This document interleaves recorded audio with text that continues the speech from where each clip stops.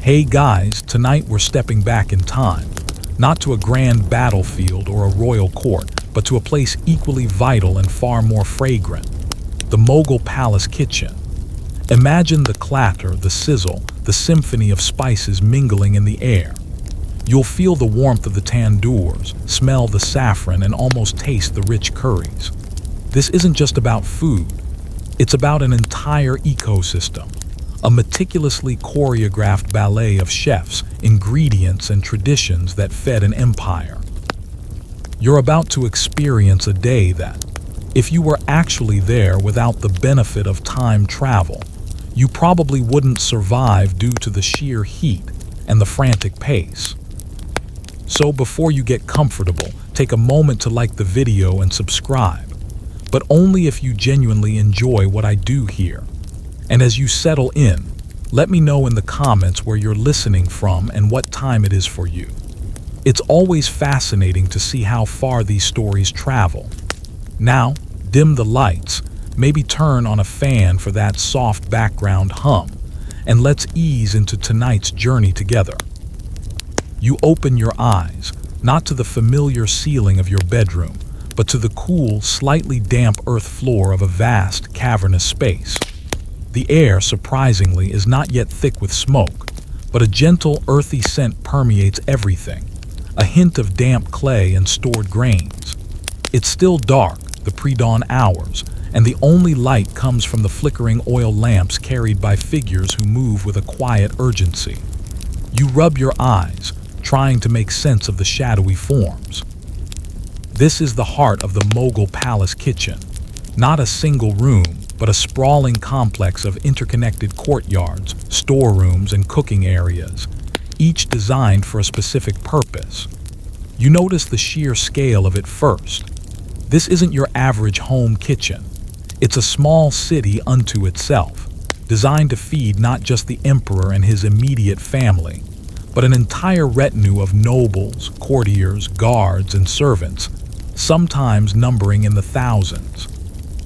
You can hear the distant bleating of goats and the lowing of cattle, a reminder that the day's fresh provisions are already being brought in.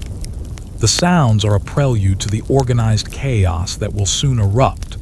You feel a cool draft on your skin, realizing that some sections of the kitchen are open to the morning air, allowing for ventilation. It's a pragmatic design, considering the immense heat that will be generated later in the day. You watch as a group of kitchen staff, their faces still heavy with sleep, begin to uncover large earthenware pots, their movements practiced and efficient. These pots, you surmise, likely contain pre-soaked lentils or grains, prepared the night before to save time. It's an early start, even for a non-cook, and you feel a pang of sympathy for these individuals whose day begins long before the sun even considers gracing the horizon. A tall, wiry man, his hands gnarled from years of work, gestures to a younger apprentice who is struggling to lift a heavy sack of what looks like rice. "Careful, boy," he admonishes, his voice a low rumble. "That's enough to feed a small village, not just our emperor. Don't waste a single grain." The apprentice grunts in response, finally managing to heave the sack onto a wooden platform. You smile to yourself, appreciating the age-old dynamic between master and apprentice, a constant thread throughout history, even in the grandest of settings. It's a little like watching a really early morning gym class, except instead of lifting weights, they're lifting dinner.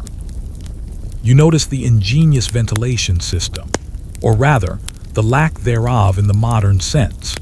Instead of mechanical fans, there are strategic openings in the walls and ceilings, allowing hot air to escape and cooler air to be drawn in.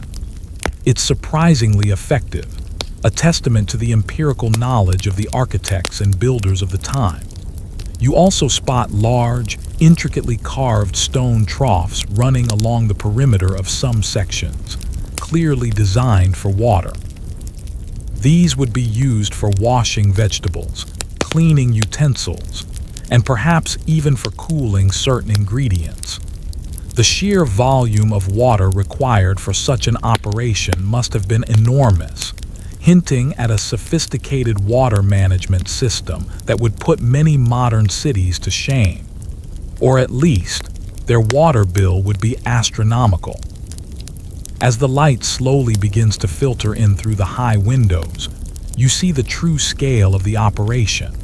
There are distinct areas for different types of cooking.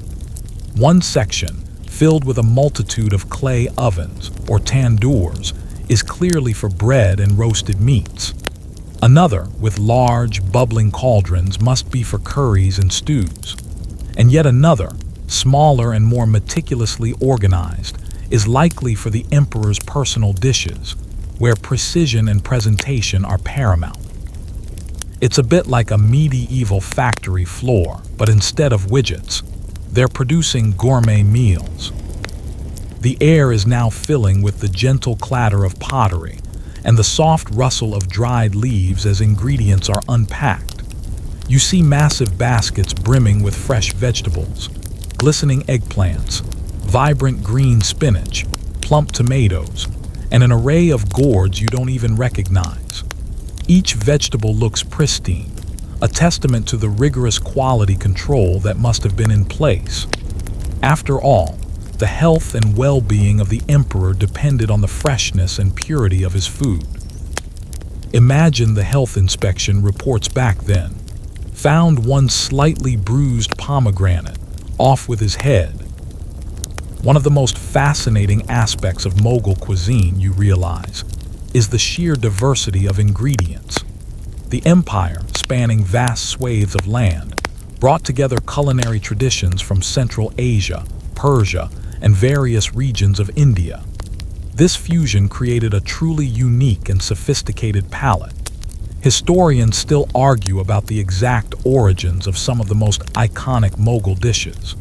Was biryani truly an indigenous Indian invention, or did it arrive with the Mughals from Persia? It's a debate that could probably fuel 1,000 dinner parties, and possibly a few culinary skirmishes. You notice a group of men meticulously sorting through mounds of spices. The aroma is intoxicating.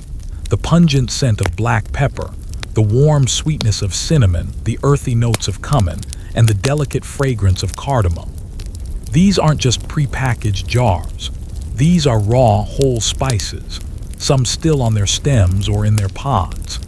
They are being carefully cleaned, roasted, and then ground by hand, a laborious process that ensures maximum flavor and aroma. It's a stark contrast to simply shaking a pre-ground spice from a jar. It's like the difference between hearing a live orchestra and listening to a recording. Both are good, but one is undeniably more vibrant. The grinding stones are enormous, some operated by a single person, others by two, working in rhythmic unison. The sound is a low, consistent hum, a kind of kitchen mantra.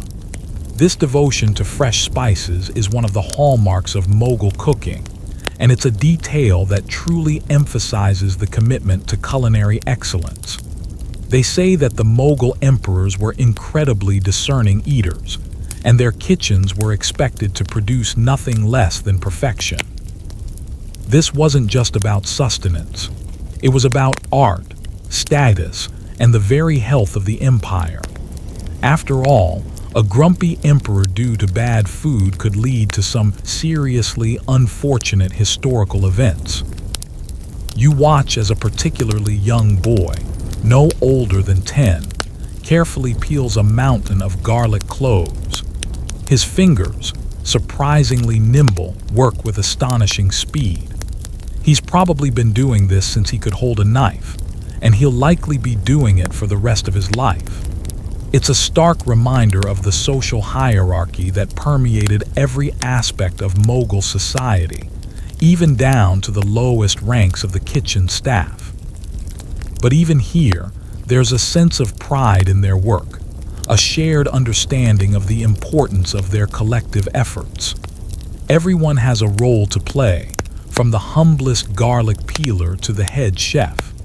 And presumably, everyone had a right to a little nap on their lunch break, though that's probably just wishful thinking on your part. The air is slowly beginning to warm, and the sounds of the kitchen are intensifying. The first fires are being lit in the tandoors, and you can smell the faint scent of wood smoke mingling with the emerging aromas of spices. It's a symphony of senses, a truly immersive experience that pulls you deeper into this historical moment. You realize that you're not just observing, you're almost a part of it, a silent witness to the dawn of another culinary day in the heart of the Mughal Empire. The sun has now fully risen, casting long, golden shafts of light across the kitchen floor, illuminating motes of dust dancing in the air and revealing the sheer industriousness of the place. The initial quiet hum has transformed into a bustling symphony of sounds. You hear the rhythmic chopping of vegetables, the sizzling of oil in large copper vessels, and the distant shouts of men carrying heavy loads. The air is now thick with a multitude of aromas, a complex tapestry woven from the sweet earthiness of roasting root vegetables, the sharp tang of freshly cut onions, and the tantalizing perfume of simmering spices. You find yourself instinctively taking a deeper breath, trying to identify each individual scent. It's an olfactory overload in the best possible way. You notice a large group of men, their forearms bulging with muscle, rhythmically pounding what appears to be large chunks of meat in enormous stone mortars. This is for keema, a finely minced meat dish, or for various ground meat preparations that were incredibly popular in the Mughal court. The rhythmic thudding is a constant backdrop to the other kitchen noises. It's a labor-intensive process, a test-down, into the fact that every step of the cooking process was done by hand, with no mechanical aids beyond basic tools. It's like a very loud, very meaty drum circle. You wonder how many arm workouts they got in a day, probably more than you'd get in a year. Nearby, another group is engaged in the laborious task of preparing flour. You see sacks of wheat being brought in, then meticulously cleaned before being ground into fine flour using large, hand-operated millstones. The flour, still warm from the grinding, is then sifted repeatedly to ensure a perfect, fine texture, essential for the delicate breads and pastries that were a staple of the imperial diet. The dust from the flour hangs in the air, creating a soft haze around the workers. It's a far cry from simply buying a bag of all-purpose flour from the supermarket. This is flour with a story, flour that has been handled with care and intention every step of the way. The head chef, known as the Mir Bakowl, makes his rounds, a stern expression on his face, observing every detail. He's a formidable figure, often chosen not just for his culinary skill, but also for his impeccable character and trustworthiness, given the immense responsibility of feeding the emperor. You can tell by the way the other kitchen staff subtly straighten their backs and intensify their movements when he passes by, that his authority is absolute. He carries a small notebook, occasionally making a terse note or issuing a quiet instruction to a subordinate. He probably has a mental checklist longer than your arm, and woe betide anyone who misses a single item. One of the more quirky historical tidbits about Mughal kitchens is the elaborate security measures in place to prevent poisoning. It wasn't enough to just taste the food. Often, certain dishes were only prepared in the presence of royal guards, and sometimes even the Mir Bakowl himself would taste every dish before it was sent to the emperor's table. Imagine the stress of that job. Every meal could literally be your last, and not because of a bad review. It sounds like the ultimate taste test, with extremely high stakes. You notice a separate, walled-off section within the main kitchen, guarded by a few silent, imposing figures. This, you learn, is where the emperor's personal meals are prepared. Only a select few, the most trusted and skilled chefs, are allowed access to this area. The ingredients here are even more meticulously chosen, often rare and exotic, brought from distant lands. The atmosphere within this private kitchen is one of intense focus and quiet precision, a stark contrast to the bustling activity of the larger communal areas. It's like the VIP section of a very exclusive club, where the only thing on the menu is perfection. The scholarly debate often arises about the exact hierarchy and roles within the Mughal kitchen. While historical records mention the mere backhowl and various ranks of chefs, the precise division of labor and the day-to-day interactions are still pieced together from fragmented accounts and artistic depictions. How much autonomy did individual chefs have? Were recipes rigidly followed, or was there room for individual creativity and innovation? These are questions that continue to intrigue historians, making the past feel a little less certain and a lot more human. A light-hearted moment breaks through the serious atmosphere. A young apprentice, carrying a tray of freshly chopped herbs, stumbles slightly, and a few sprigs of coriander tumble to the floor. Before he can panic, an older, good-natured chef quickly scoops them up, winking at the boy. "Don't worry, lad," he says with a grin. "The emperor has enough food. A few rogue greens won't make a difference. Besides, it just adds to the earthy flavor." You chuckle quietly, glad to see a touch of humanity in such a demanding environment. It's a reminder that even in the most formal settings, humor finds a way. Another apprentice then jokes. He was probably trying to give the ants a gourmet meal. The vast array of cooking vessels is astounding. There are massive copper pots, some large enough to bathe in, simmering slowly over open fires. There are smaller, delicate brass pots for more intricate preparations, and numerous earthenware vessels for slow cooking. The sheer variety suggests a deep understanding of how different materials affect the cooking process, a knowledge passed down through generations. These aren't just tools, they're extensions of the chef's hands, imbued with centuries of culinary wisdom. You imagine the historical equivalent of someone showing off their new set of expensive pots and pans. Oh, these old things. Just a few centuries of tradition in these here copper beauties. As the morning progresses, the pace quickens even further. You see a team of chefs meticulously arranging skewers of marinated meats and vegetables, preparing them for the tandoor.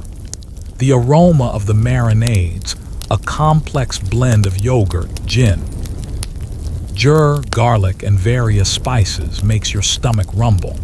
You can almost feel the heat emanating from the already roaring tandoors, their interiors glowing a fiery orange. The thought of sinking your teeth into a perfectly roasted piece of meat, still sizzling from the oven, is incredibly tempting. It's a good thing you're a mere observer, otherwise your willpower would be severely tested. The sounds of the kitchen are now a constant, invigorating hum.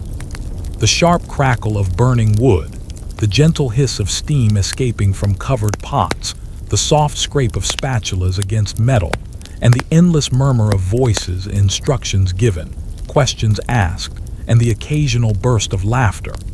It's a complex symphony, orchestrated by the rhythm of the day and the demands of the imperial palate. You find yourself swaying slightly to the rhythm, almost hypnotized by the sheer energy of the place. It's a living, breathing entity, fueled by dedication and culinary passion, and probably a lot of strong coffee if they had it back then. The mid-morning sun now streams directly into the kitchen, making the air shimmer with heat, even in the sections that are open to the sky. The initial coolness of dawn is a distant memory, replaced by the rising warmth from the multitude of fires and ovens. The activity has reached a fever pitch, a controlled frenzy as each team focuses on its specific tasks, knowing that the clock is ticking towards the emperor's midday meal. You can feel the intensity in the air, a palpable sense of urgency that permeates every corner of this vast culinary complex. It's like watching a perfectly synchronized dance, except everyone is carrying sharp knives and hot food. You observe the remarkable efficiency of the water carriers. They move constantly, ferrying large earthenware pitchers from the palace's well or a nearby river, ensuring a continuous supply of fresh water for washing, cooking, and drinking. Their movements are fluid and strong, a testament to their physical endurance. The sheer volume of water consumed by this kitchen daily must have been staggering, highlighting the sophisticated infrastructure required to support such an elaborate operation. One wrong step, and someone's lunch could end up watered down, literally. A group of women, distinct from the male chefs, are meticulously cleaning and preparing greens.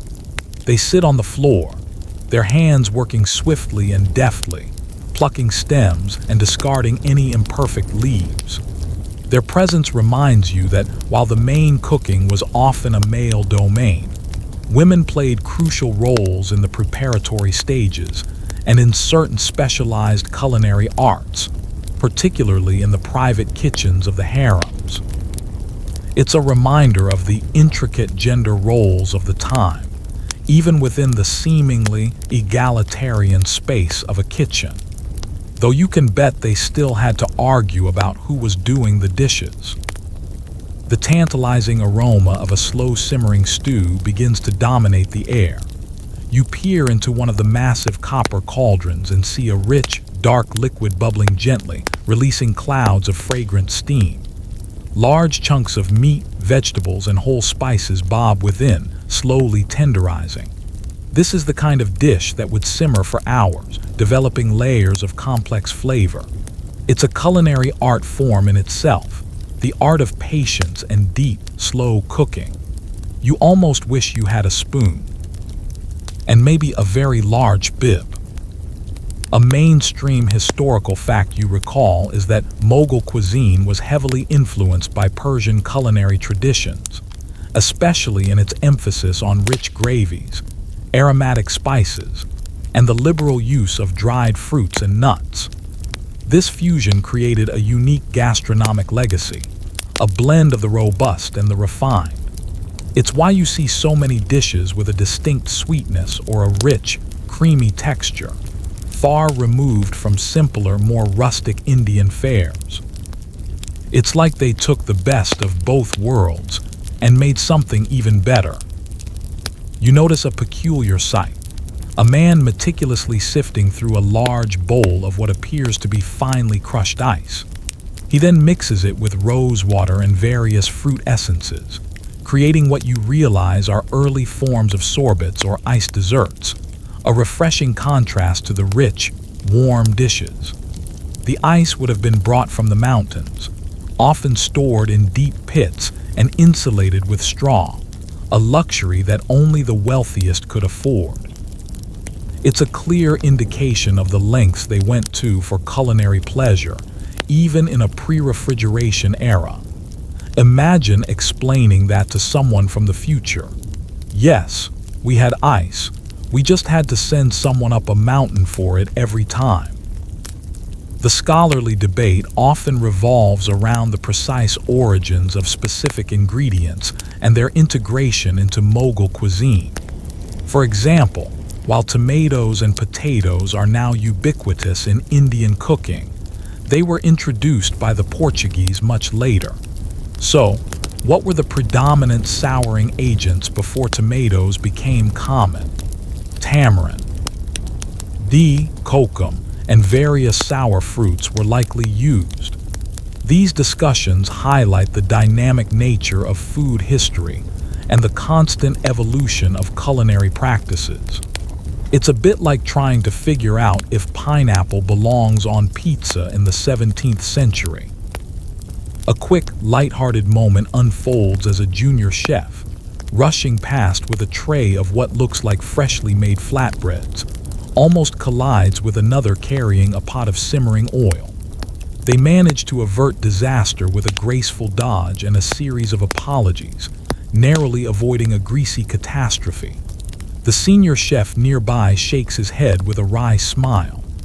Almost had a new definition of hot mess.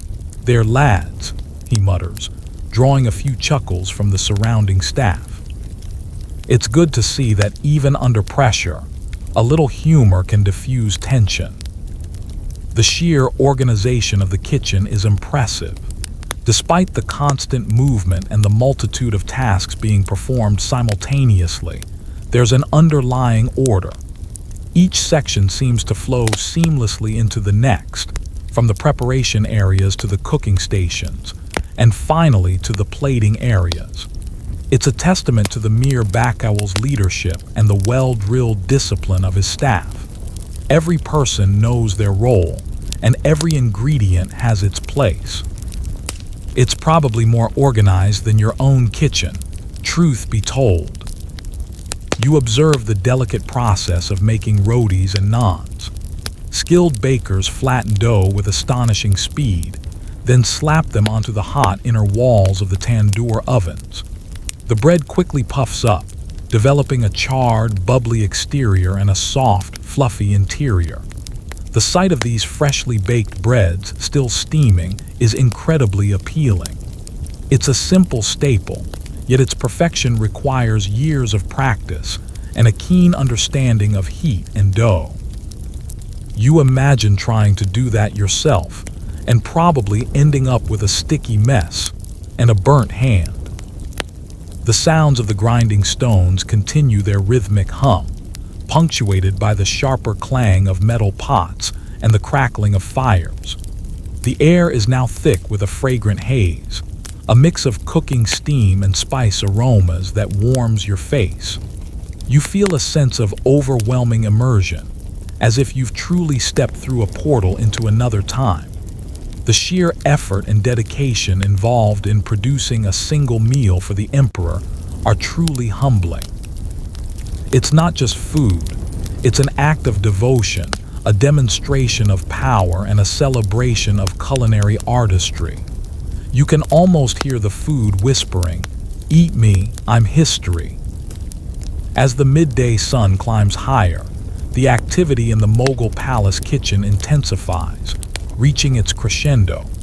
The heat is now considerable, a constant, pervasive warmth that emanates from the roaring fires and busy cooking stations. Sweat glistens on the brows of the chefs and their assistants, but their movements remain precise and unhurried, driven by years of ingrained discipline and the urgency of the imperial meal. The air is a rich tapestry of aromas, each competing for your attention. The smoky char of meats from the tandoor, the sweet perfume of saffron and rosewater from the dessert section, and the earthy richness of slow-cooked lentils. You find yourself subtly wiping your own brow, empathizing with the sheer physical effort involved. You notice a separate, slightly elevated platform where a few senior chefs are meticulously preparing the emperor's personal dishes. Here, the focus is on presentation as much as flavor. Delicate garnishes are being prepared, finely slivered almonds, edible silver leaf vark, and intricate designs carved from vegetables. Each dish is a miniature work of art, a testament to the opulence and refinement of the Mughal court. It's like watching a culinary artist paint, but with edible ingredients and much, much higher stakes. A quirky tidbit that comes to mind is the concept of parda, or purda in Mughal cooking, which literally means curtain. This referred to dishes cooked slowly in sealed containers, allowing the ingredients to steam in their own juices and aromas, creating incredibly tender and flavorful results. It was a technique that required patience and a perfect seal, often using dough to create an airtight lid. It's a bit like a pressure cooker, but with way more flair and probably a less exciting whistle. The sheer volume of food being prepared is truly astonishing. Large quantities of rice, cooked to fluffy perfection, are being carefully fluffed and transferred to enormous serving platters. Mountains of bread, fresh from the tandoor, are stacked high. Vast cauldrons of various curries, each with its distinct aroma, are being stirred and tasted by the head chefs. It's a banquet on an industrial scale, designed to feed hundreds, if not thousands, in the imperial household and its various dependents. You realize that a single meal here probably used more ingredients than you use in a month. One mainstream historical fact to consider is that the Mughal diet was incredibly rich and varied, incorporating a wide range of meats, including lamb, goat, chicken, and sometimes venison, along with a vast array of vegetables, pulses, and dairy products. Unlike some later Indian cuisines that became more vegetarian, meat played a central role in the Mughal imperial diet, reflecting their Central Asian nomadic roots, though they probably had some pretty impressive vegetarian dishes too, just in case someone in the court was having a meat-free Monday. The scholarly debate often arises about the exact dietary habits of the Mughal emperors themselves. While we know the general offerings, did they truly eat every dish prepared, or were they more selective? Some historians suggest that the sheer quantity was more about demonstrating wealth and power than actual consumption, with much of the food being distributed to the lower ranks after the emperor had eaten. It's a fascinating question, implying that even royal dining had its own form of subtle theater. A quick moment of levity. A chef, clearly tired but in good spirits, accidentally drops a spoonful of sugar into a savory lentil dish. He quickly retrieves it, muttering, "Oops, almost made it a dessert, didn't I?" The emperor would have been quite surprised at a sweet lentil curry. His colleagues chuckle, and he shakes his head, adding, "Good thing my taste buds are still working after all this heat." It's a small, human error in a vast, precise operation, and a welcome reminder of the human element. The sounds of the kitchen are now a powerful symphony. The clanging of metal on metal as serving dishes are prepared, the soft whisper of rice being scooped, the gentle sizzle of ghee being tempered with spices, and the rhythmic thud of pestles in mortars as final garnishes are ground. The air crackles with energy, a vibrant buzz that signifies the culmination of hours of tireless work. It's almost overwhelming, but in a thrilling, immersive way. You watch as the final touches are applied to the dishes for the emperor's table. Each serving bowl is meticulously wiped clean, the food arranged with artistic precision. The garnishes are placed with tweezers-like care. It's a testament to the high standards of the Mughal court, where every detail, no matter how small, contributed to the overall grandeur and impression. These aren't just meals, they're performances. The sight of the royal tasters entering the kitchen adds another layer of tension to the atmosphere. These individuals, often trusted eunuchs or high-ranking officials, would be the first to sample each dish, ensuring its safety before it reached the emperor's lips. Their expressions are serious, their movements deliberate. It's a stark reminder of the ever-present threat of intrigue and betrayal in a royal court, even in the seemingly innocuous space of the kitchen. You wouldn't want to be in their shoes, that's for sure. Is it poison? Only one way to find out. As the last dishes are carefully placed on large, ornate trays, ready to be carried to the imperial dining chambers, a palpable sense of accomplishment settles over the kitchen. The frantic energy begins to subside, replaced by a quieter hum of satisfaction. The worst of the rush is over, and the fruits of their labor are now on their way to the most important palate in the empire. You feel a strange sense of shared triumph, having witnessed the immense effort that went into this culinary spectacle. It's a feeling of seeing a masterpiece come together, one fragrant, delicious step at a time. And now, you can almost hear the royal stomach rumbling. With the midday meal dispatched to the emperor's private chambers and the royal dining halls, a subtle shift occurs in the vast kitchen complex. The intense, focused energy of the main cooking period begins to dissipate, replaced by a slightly more relaxed hum, though by no means does the work stop. This is a brief interlude, a moment to breathe before the preparations for the evening meal begin in earnest. You notice some of the senior chefs wiping their brows, taking a rare moment to lean against a cool stone wall, their expressions a mixture of relief and lingering exhaustion. It's like the halftime show of a very long, very delicious game. The air, while still warm, has lost some of its initial oppressive heat, as some of the larger fires are banked down or extinguished. The robust aromas of earlier cooking now mingle with the fresher sense of cleaning and preparation for the next round. You see groups of apprentices and junior staff immediately begin the meticulous process of cleaning the cooking vessels. Massive copper pots are scrubbed with ash and tamarind, their surfaces gleaming anew, ready for the next culinary endeavor. It's a testament to the importance of hygiene and preparation, even centuries ago. You realize just how much effort went into simply keeping this place running, let alone producing gourmet food. One of the fascinating aspects you observe is the systematic way in which leftover ingredients are managed. Nothing is wasted.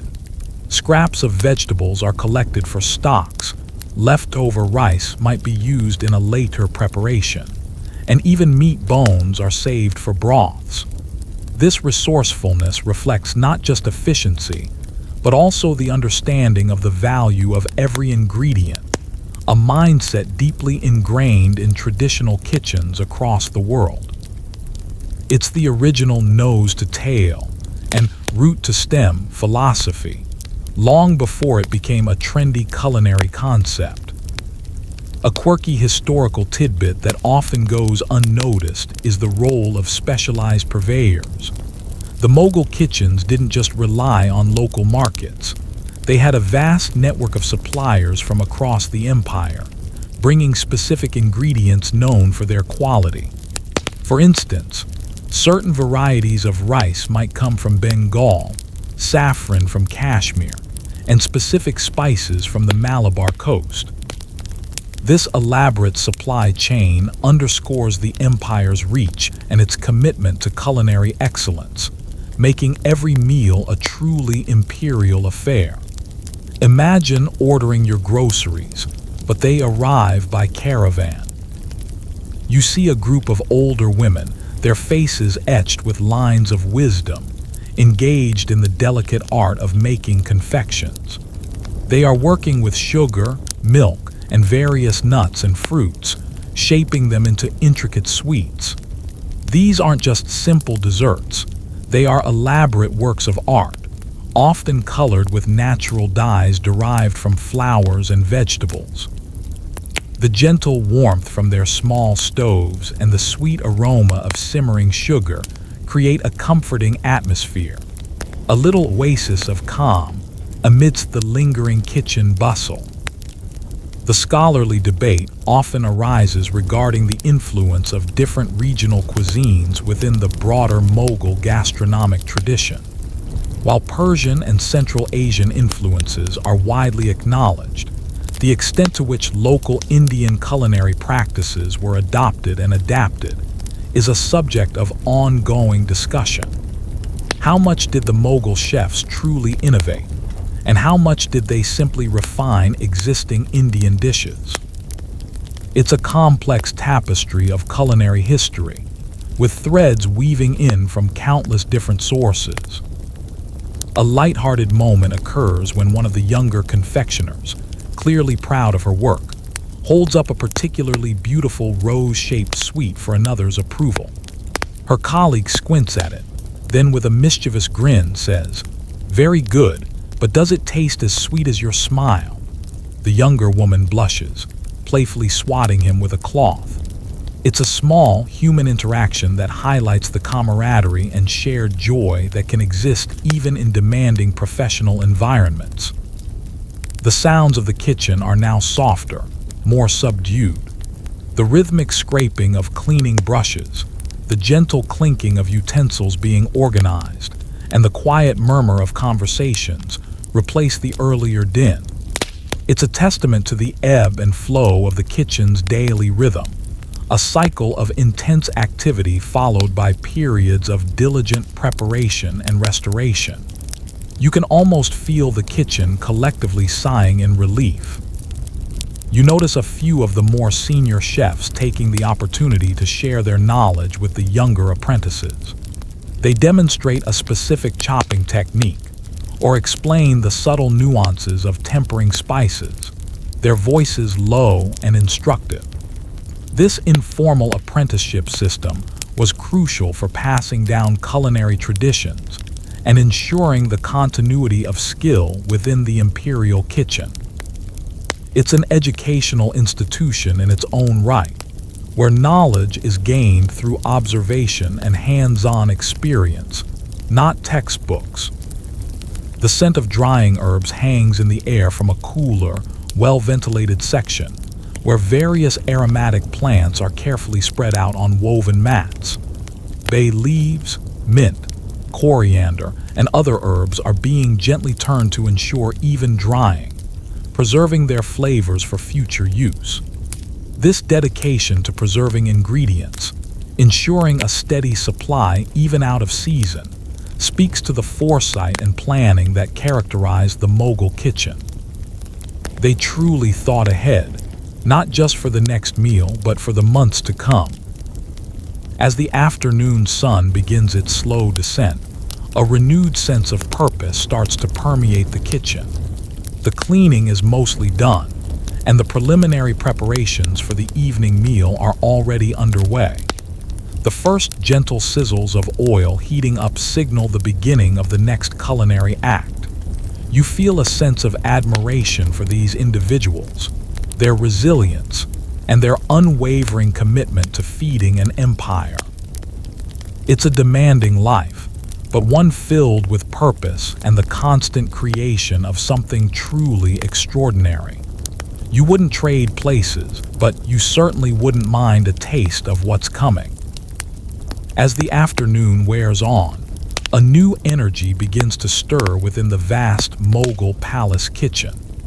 The quiet hum of cleaning and preparation gradually gives way to a renewed sense of purpose as the chefs and their teams begin to focus on the evening meal, often an even more elaborate affair than the midday repast.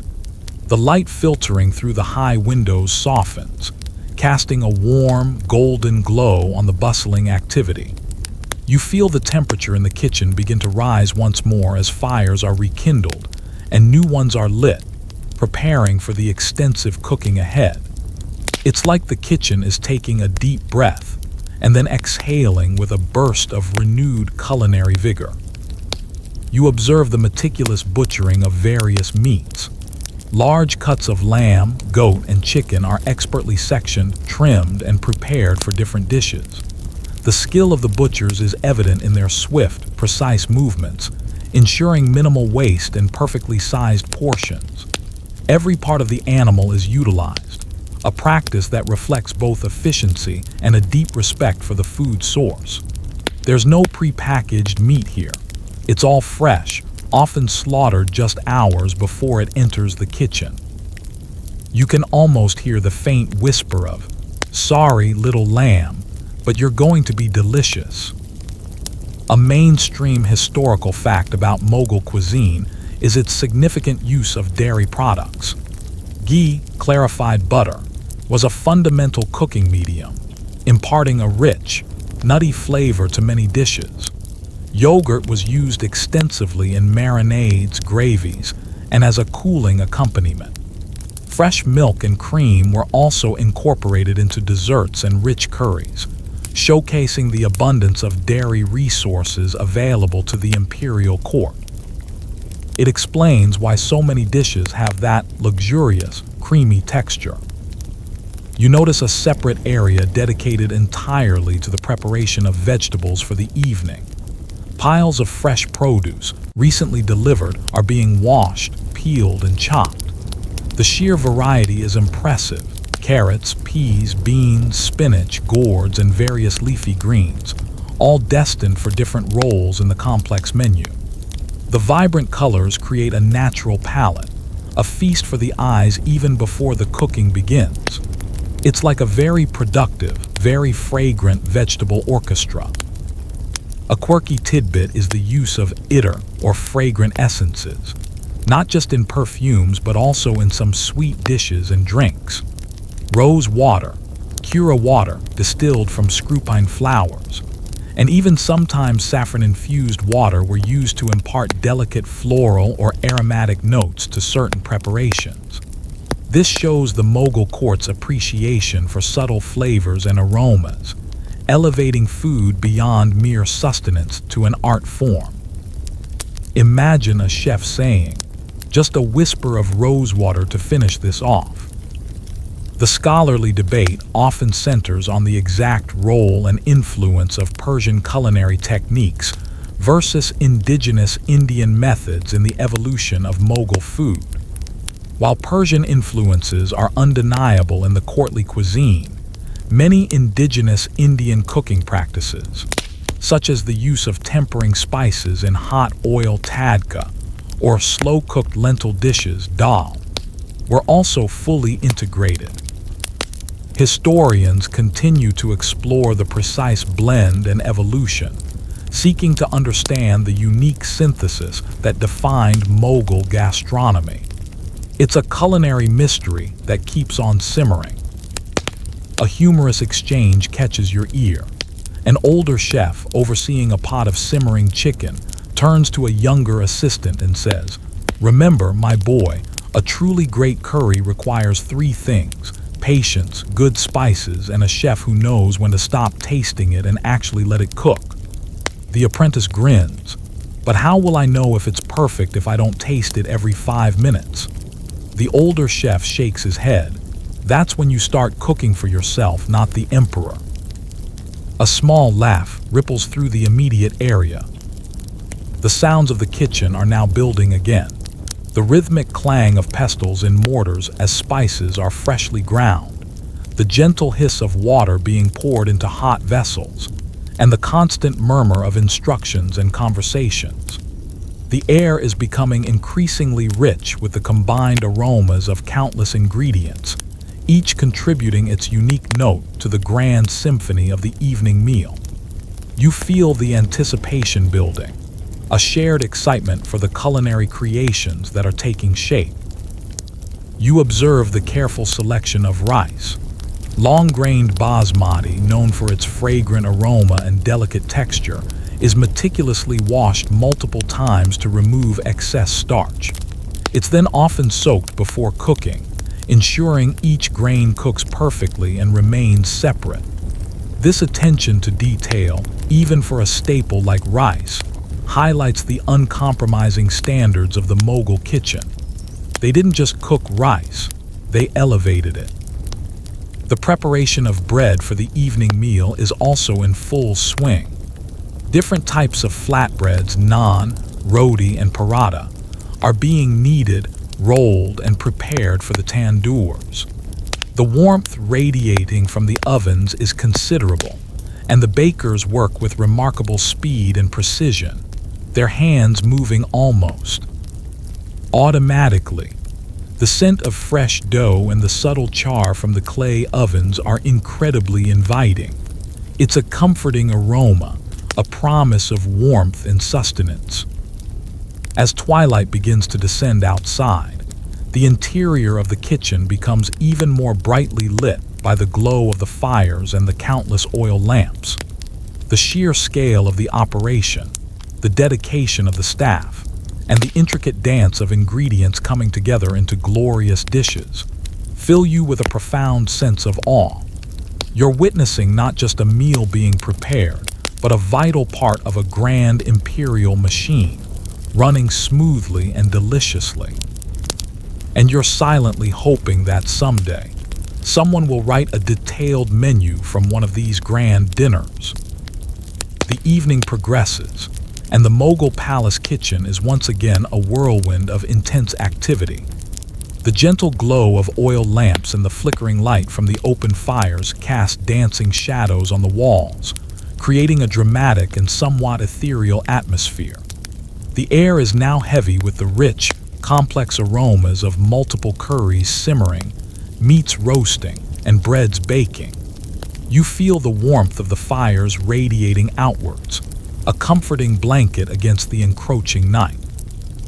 The symphony of kitchen sounds has reached a crescendo, a dynamic interplay of clatter, sizzle, and the rhythmic beat of chopping. You notice the elaborate preparations for various meat dishes. Large skewers of marinated chicken and lamb, glistening with spices and yogurt, are being carefully placed into the roaring tandoors. The distinctive sizzling sound as the meat hits the hot clay walls is almost as appealing as the rich, smoky aroma that immediately fills the air. Other cuts of meat are being slowly braised in massive copper pots, creating tender, fall-off-the-bone dishes that would have been the highlight of any royal feast. It's clear that meat was a central feature of these grand meals, a symbol of wealth and power. A quirky historical tidbit is the use of aromatic wood and charcoal in the tandoors. Not just any wood was used. Specific types were chosen for their distinct smoky flavors, further enhancing the taste of the roasted meats and breads. Sometimes, even aromatic herbs or spices were thrown onto the embers to infuse the air with delightful scents, a form of ancient aromatherapy for the food itself. It's like a high-end barbecue, but with centuries of refinement. You observe the meticulous preparation of various rice dishes, far beyond a simple boiled grain. There are fragrant pulaus, with rice cooked in rich broths alongside vegetables, nuts, and sometimes meat.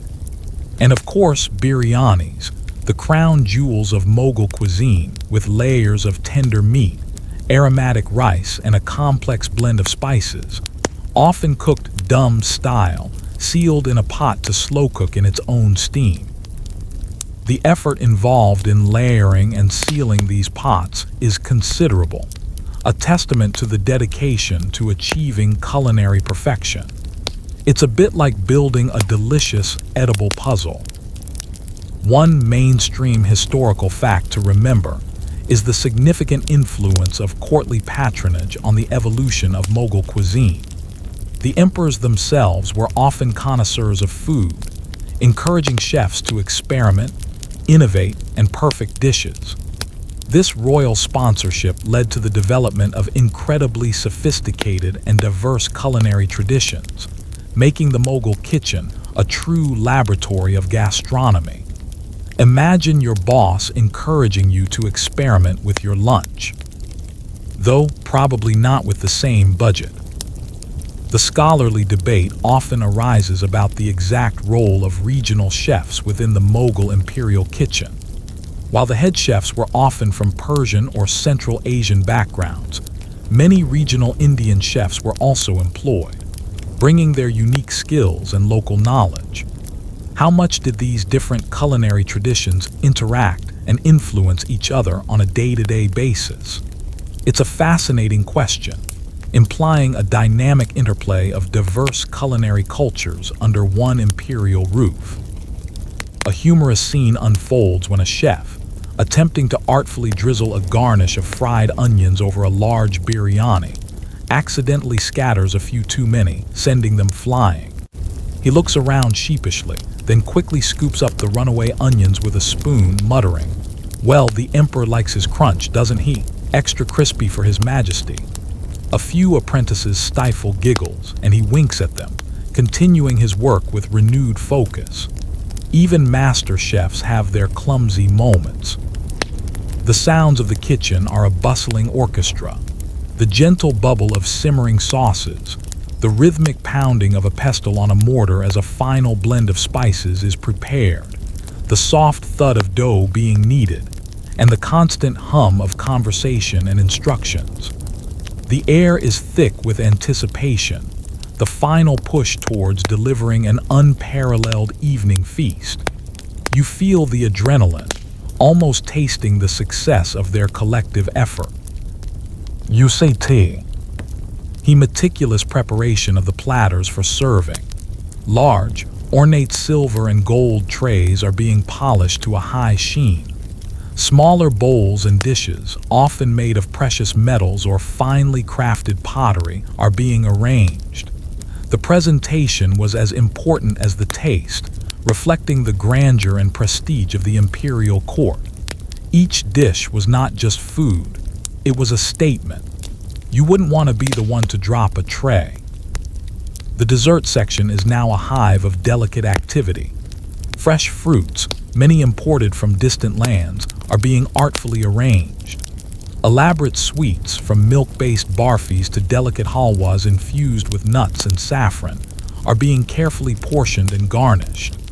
The sweet, heady aroma of rosewater and cardamom permeates this area, a delightful contrast to the more savory smells of the main cooking stations.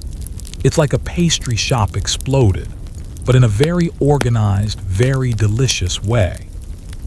As the final dishes are brought to perfection, the head chef, the Mir Bakowl, inspects each one with a critical eye, ensuring it meets the exacting standards of the emperor. His approval is the final seal, signaling that the culinary journey from raw ingredients to royal feast is complete. You feel a profound sense of satisfaction, having witnessed the entire daily cycle of this extraordinary kitchen, a place where art, labor, and history converge to create masterpieces for the imperial palate. It's a reminder that even behind the scenes, there's often immense artistry at work. With the evening meal now prepared and likely on its way to the imperial dining chambers, a tangible sense of quiet accomplishment settles over the Mughal palace kitchen. The frantic energy of the peak cooking hours gradually subsides, replaced by the softer sounds of packing away, initial cleaning, and a general winding down. The oil lamps continue to cast their warm glow, creating intimate pockets of light in the vast space, as the last remnants of the day's culinary journey are attended to. You feel the collective sigh of relief from the staff, a gentle easing of tension after hours of intense labor. It's like the after party of a very successful, very delicious concert. You observe the systematic process of clearing and cleaning the main cooking areas.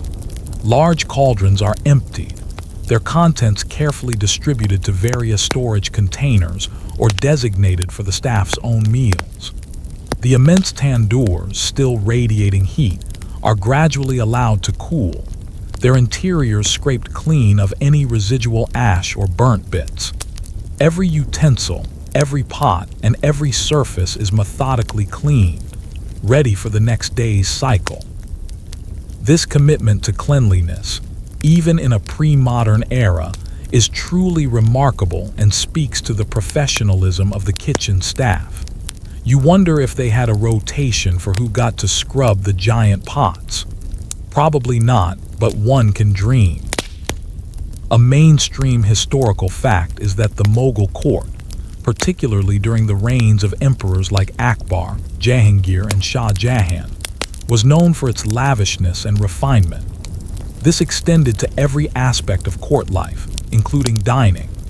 The kitchens were not just functional spaces, but symbols of imperial power and prestige, capable of producing culinary wonders that delighted and impressed guests and dignitaries from far-off lands. It was a soft power, exerted through deliciousness. You notice a group of younger apprentices, their initial energy now clearly flagging. being supervised as they meticulously sort through and store unused ingredients. Spices are returned to their designated containers. Grains are carefully poured into large earthenware jars, and any perishable items are taken to cooler storage areas. This careful inventory management ensured that valuable ingredients were preserved and ready for future use, minimizing waste and maximizing efficiency. They were basically master organizers, before organizational systems were even a thing. A quirky tidbit from the annals of Mughal history is the existence of specialized kitchens for different types of food, or even for different dietary requirements within the palace. While this main kitchen served the general court and the emperor's main meals, there might have been separate sections for preparing vegetarian dishes for specific guests, or for medicinal broths for the sick.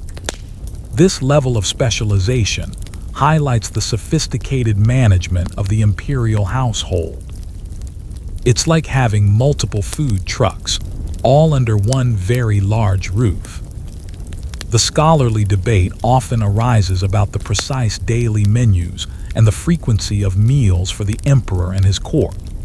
While we have general descriptions of the types of dishes served, detailed daily logs of every meal are rare. Historians piece together information from fragmented accounts, travelers' descriptions, and court records, trying to reconstruct the exact culinary patterns and preferences of the Mughal rulers. It's a bit like trying to guess what your great-great-great-grandparents ate for dinner every night. A humorous exchange occurs when an older chef, seeing a particularly sleepy apprentice rubbing his eyes, playfully splashes a bit of cool water from a nearby pot onto his face. The apprentice yelps in surprise, then grins. "Awake now, are we?" the chef teases. "Good, there are still floors to sweep. A little work keeps the mind sharp and the body from falling asleep standing up." It's a gentle moment of mentorship and camaraderie, a reminder that even after a long day, there's still room for a little fun. The sounds in the kitchen are now muted, a gentle symphony of rustling brooms, the soft clinking of pottery being stacked, and the distant trickle of water as final washing is completed. The air, though still holding the memory of 1,000 spices, is gradually clearing, becoming fresher with the cooling night air. You feel the gradual winding down, a transition from intense activity to a serene stillness. You see a few of the head chefs gathering, perhaps for a final debriefing with the Mir Bakowl, discussing the day's successes and challenges, and planning for the next day's culinary schedule. This foresight and meticulous planning were crucial for the smooth operation of such a massive enterprise. It's like a corporate meeting, but instead of quarterly reports, they're discussing next week's royal banquet. The last of the fires in the smaller cooking areas are now being carefully extinguished, sending faint wisps of smoke curling towards the high ceilings. The overall light in the kitchen dims slightly, emphasizing the soft glow of the remaining oil lamps. You notice the sheer scale of the empty space now, a testament to the thousands of meals that pass through its heart each day. It's an impressive sight, even in its quietude. As the staff slowly begins to depart, their steps heavy but purposeful, a profound sense of peace settles over the vast kitchen. The echoes of the day's work linger in the silence, a testament to the immense effort and dedication that went into feeding an empire. You're left with a deep appreciation for the unseen labor and the intricate machinery of history, operating behind the scenes, creating the very fabric of daily life for a powerful dynasty. And you realize silently that even in their downtime, these chefs probably dreamed of new recipes. The Mughal palace kitchen, now largely cleared of its daytime bustle, enters a phase of quiet preparation for the dawn. The oil lamps continue to cast soft, steady glows, illuminating certain sections where a dedicated night crew begins the laborious tasks that underpin the next day's culinary masterpieces.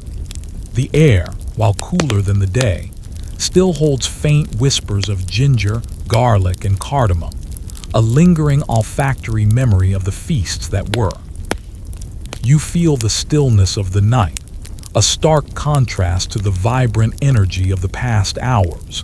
And yet, there's an underlying hum of latent energy, like a giant culinary engine resting before its next grand operation. You observe the diligent work of those responsible for cleaning and maintaining the massive tandoor ovens. They painstakingly scrape out ash, inspect the clay walls for cracks, and sometimes even apply a fresh layer of clay to repair any damage, ensuring the ovens are in perfect condition for the intense heat of the following day. This careful maintenance was crucial, as a well-functioning tandoor was the heart of much of the Mughal bread and roasted meat production. It's a messy, dusty job, but utterly essential, like a pit crew working on a very large, very hot racing car. A quirky tidbit that often goes unremarked upon is the existence of specialized water tasters, or water carriers, who are not just responsible for fetching water, but for ensuring its purity and even its taste. Water for the emperor was often sourced from specific rivers or wells known for their sweetness, and sometimes it was even filtered through cloth or aerated to improve its quality. This highlights the Mughal court's obsession with purity and perfection in every detail, right down to the most basic of elements. They took their hydration very seriously, even before fancy bottled water existed. You notice another team meticulously sorting through vast quantities of lentils and grains. They pick out any small stones, husks, or impurities, a painstaking and repetitive task that requires immense patience and keen eyesight. This thorough cleaning ensures the purity and quality of the staple ingredients, a foundational step for any good meal. It's a reminder that truly great food starts with pristine ingredients, and that quality control was paramount. They were the original grain whisperers. One mainstream historical fact is that while the Mughal emperors were often Muslim, their court and cuisine were highly cosmopolitan, incorporating elements from Hindu, Persian, and Central Asian culinary traditions. This fusion was a deliberate act of cultural synthesis, reflecting the empire's vast reach and its ability to integrate diverse influences into a unique and magnificent whole. It shows how food can be a powerful bridge between different cultures. The scholarly debate often centers on the specific methods of food preservation employed in the Mughal kitchens. Beyond basic drying and salting, how were fresh ingredients, particularly meats and produce, kept viable in a hot climate without refrigeration? Accounts mention various ingenious cooling methods, including underground cellars, evaporation cooling techniques using wet cloths, and the use of ice brought from mountains. The precise efficacy and widespread application of these methods are still areas of active historical inquiry. It's a cool mystery, literally. A quiet, light-hearted moment unfolds as one of the younger night staff, humming a soft tune to himself, accidentally knocks over a stack of clean, empty pottery bowls. They clatter loudly but miraculously don't break. He winces, looks around to see if anyone noticed, then quickly and silently restacks them, casting a sheepish glance at the nearby supervisor who pretends not to have seen anything. It's a testament to the unspoken camaraderie and understanding that often develops among those who share the long, arduous hours of labor. The sounds in the kitchen are now incredibly subdued. A soft rustle of grains, the gentle scrape of a cleaning tool, and the occasional soft murmur of voices. It's a meditative atmosphere, a time for quiet, diligent work that prepares the ground for the next day's culinary explosion. You feel a profound respect for these night workers, the unsung heroes who ensure the seamless operation of this massive enterprise. You observe some chefs meticulously preparing various spice blends. While some spices are ground fresh daily, others are prepared in larger batches, roasted and blended according to specific recipes, then stored in airtight containers. This pre-preparation saves valuable time during the busy cooking hours and ensures consistency in flavor profiles across various dishes. It's a delicate art, balancing different aromatic notes to create a harmonious blend. They were the original spice mixologists. The vast storerooms are also being organized. You see large baskets of fresh produce, delivered during the late afternoon, being carefully moved into cooler, darker sections of the kitchen. Dried fruits and nuts are sorted and placed in designated storage areas. Every item has its place, reflecting a highly organized system designed to manage vast quantities of perishable and non-perishable goods. It's an enormous pantry, meticulously kept. As the night deepens, the kitchen gradually descends into an even greater stillness. The work continues, but with a quiet, almost reverent quality. You realize that even in the dead of night, the heart of the Mughal palace kitchen never truly sleeps. It's a constant cycle of preparation, creation, and restoration, ensuring that the imperial table is always bountiful, a continuous demonstration of power, wealth, and extraordinary culinary artistry. And you're glad you're just observing, because that shift would be exhausting. As the deepest part of the night settles over the Mughal palace, the kitchen, though quieter, remains far from dormant. The dedicated night shift continues its methodical work, a silent ballet of preparation that ensures the seamless transition into the next day's culinary frenzy. The oil lamps glow steadily, casting long, unwavering shadows that give the vast space an almost spiritual aura.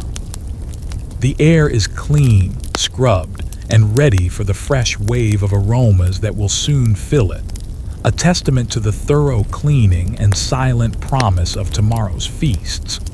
You feel the profound peace of the pre-dawn hours, a moment of calm before the storm of flavors. You observe the meticulous sharpening of knives and other cutting tools. This isn't a quick scrape. It's a careful, deliberate process using various whetstones, ensuring every blade is honed to perfection. A sharp knife is not just a safety tool, it's a mark of a skilled chef, allowing for precise cuts and efficient preparation.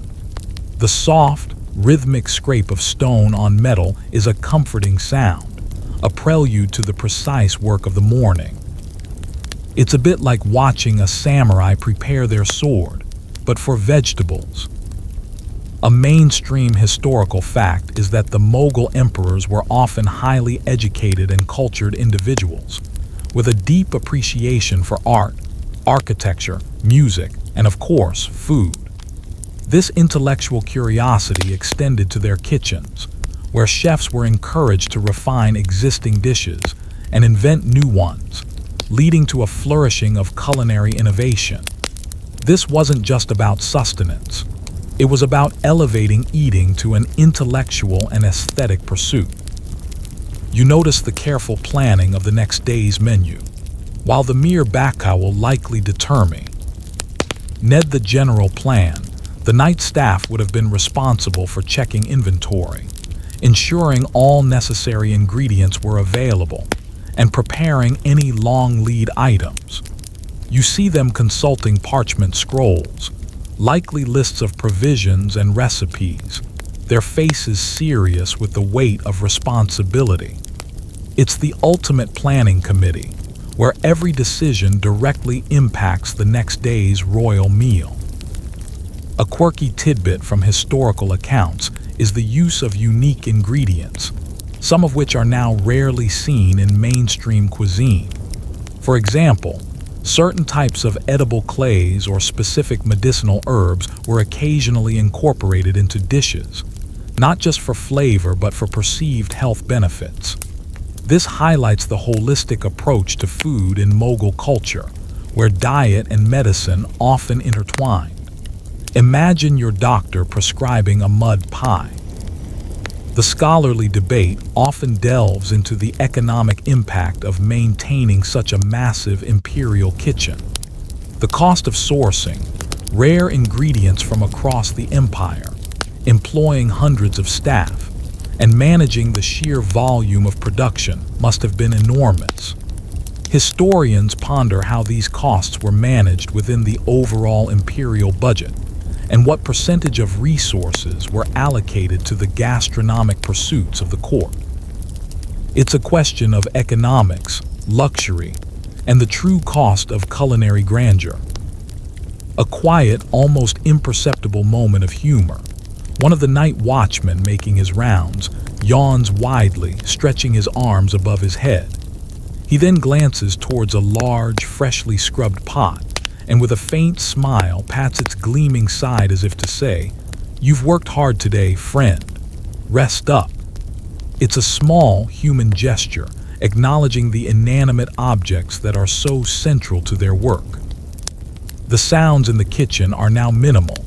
The faint whisper of a broom sweeping a distant corner, the occasional drip of water from a recently cleaned tap, and the very soft breathing of the few remaining staff. It's a powerful silence, filled with the presence of history and the anticipation of dawn. You feel a sense of profound calm, almost a lullaby for the senses. You see a few dedicated staff meticulously grinding spices for special pastes that require a long preparation time. These might be blends for specific marinades or complex gravies, where the flavors need time to meld and deepen. The gentle, rhythmic grinding, often done on large stone slabs with heavy rolling pins, creates a fine, aromatic powder that will be the soul of many dishes. It's a labor of love, performed in the quiet hours. The storerooms are now fully organized, each item in its designated place. The cool, dry air preserves the precious spices, grains, and dried fruits. The stacks of fresh produce are arranged for easy access in the morning. Every detail has been considered, every contingency planned for. It's a testament to the meticulousness that governed every aspect of the imperial household. This kitchen wasn't just about cooking, it was about logistics on a grand scale. As the first faint hint of gray begins to appear at the highest windows, signaling the imminent arrival of dawn, the last of the night shift begins to depart. They move like silent shadows, leaving the vast kitchen pristine and ready, a canvas awaiting the vibrant strokes of the morning's culinary artistry. You realize that this unseen labor, performed in the quiet hours, is just as crucial as the dramatic spectacle of the midday feast. It's the quiet backbone of an empire, fed by endless dedication and timeless tradition. And you can almost feel the kitchen holding its breath, waiting for the first rays of sun. The first slivers of dawn begin to pierce the high windows of the Mughal palace kitchen, painting the cool, damp floor with faint streaks of pale light. The air, though still carrying the lingering scent of last night's meticulous cleaning, slowly begins to fill with the new, fresh aromas of incoming provisions. You feel a subtle shift in the atmosphere, a quiet awakening, as the earliest members of the morning shift arrive, their movements purposeful and practiced, ushering in the new culinary day. It's like watching a giant flower slowly unfurl its petals at sunrise. You observe the delivery of fresh produce. Farmers, their faces still shadowed by the early hour, unload enormous baskets brimming with vegetables, glistening green spinach, plump red tomatoes, earthy potatoes, and a vibrant assortment of gourds and roots. The quality is exceptional, each item looking hand-picked and perfectly ripe. This direct farm-to-palace supply chain ensured unparalleled freshness, a luxury that few outside the imperial court could afford. It's a morning market, but instead of selling, they're supplying an entire empire. A mainstream historical fact is that the Mughal diet, while rich in meats and dairy, also heavily featured fresh seasonal vegetables and fruits. The palace gardens often cultivated rare and exotic varieties, and produce was also sourced from the fertile plains of the empire, ensuring a constant supply of fresh ingredients year-round, reflecting a holistic approach to nutrition and culinary variety. They were locavores before it was cool, with a few imported exceptions. You notice a group of younger apprentices already engaged in the initial stages of preparation, washing, peeling, and roughly chopping the newly arrived vegetables. Their movements are quick and efficient, a testament to their training and experience. The rhythmic thud of knives on cutting boards begins to punctuate the silence, adding to the gentle symphony of the awakening kitchen. It's a meditation in motion, a quiet dedication to the task at hand. A quirky tidbit often overlooked is the meticulous record-keeping in Mughal kitchens. Scribes and clerks were often employed to maintain detailed inventories of ingredients, daily consumption, and even the cost of various provisions. This administrative aspect ensured accountability and efficient management of the vast resources dedicated to the imperial table. Imagine the bureaucracy behind your dinner plate. "Excuse me, sir, did you log that extra pinch of salt?" The scholarly debate frequently arises about the exact dietary preferences and restrictions of individual emperors. While some emperors were known for their love of meat, others, like Akbar, were said to have periods of vegetarianism, or to have favored lighter, more plant-based meals on certain days. Reconstructing these individual preferences from historical records is a complex task, adding layers of nuance to our understanding of Mughal dining habits. It makes you wonder if they ever had a cheat day. A moment of quiet humor unfolds as a young apprentice, carefully carrying a large tray of freshly picked mint, trips slightly over his own feet. He manages to regain his balance, but a few sprigs of mint flutter to the ground. An older, grizzled gardener who just delivered the mint simply raises an eyebrow and grins. "Careful, lad," he says in a low voice. "That mint worked hard to get here. Don't let it escape before it reaches the curry." The apprentice blushes, quickly gathering the runaway herbs. The sounds of the kitchen are slowly building again, a gentle crescendo from the quiet of the night. The rustle of fresh leaves, the soft splash of water as vegetables are washed, and the increasing murmur of voices fill the space. The air is becoming vibrant, charged with the promise of the day's cooking, a tangible sense of anticipation. You can almost taste the freshness. You observe the specialized section where grains are being processed. Large sacks of rice and lentils are opened, their contents carefully inspected for quality before being sorted and prepared. The care taken at this foundational stage highlights the uncompromising standards of the Mughal kitchen. Every grain, every lentil, was deemed worthy of meticulous attention. It's a granular form of quality control. The first fires are now being gently coaxed to life in the smaller cooking areas, sending faint wisps of smoke curling towards the high ceilings.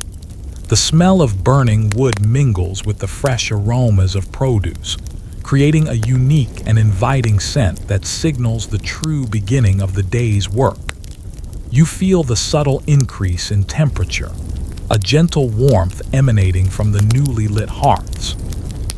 As more staff arrive and the sun fully crests the horizon, bathing the kitchen in warm, golden light, the rhythmic sounds of preparation grow louder and more constant.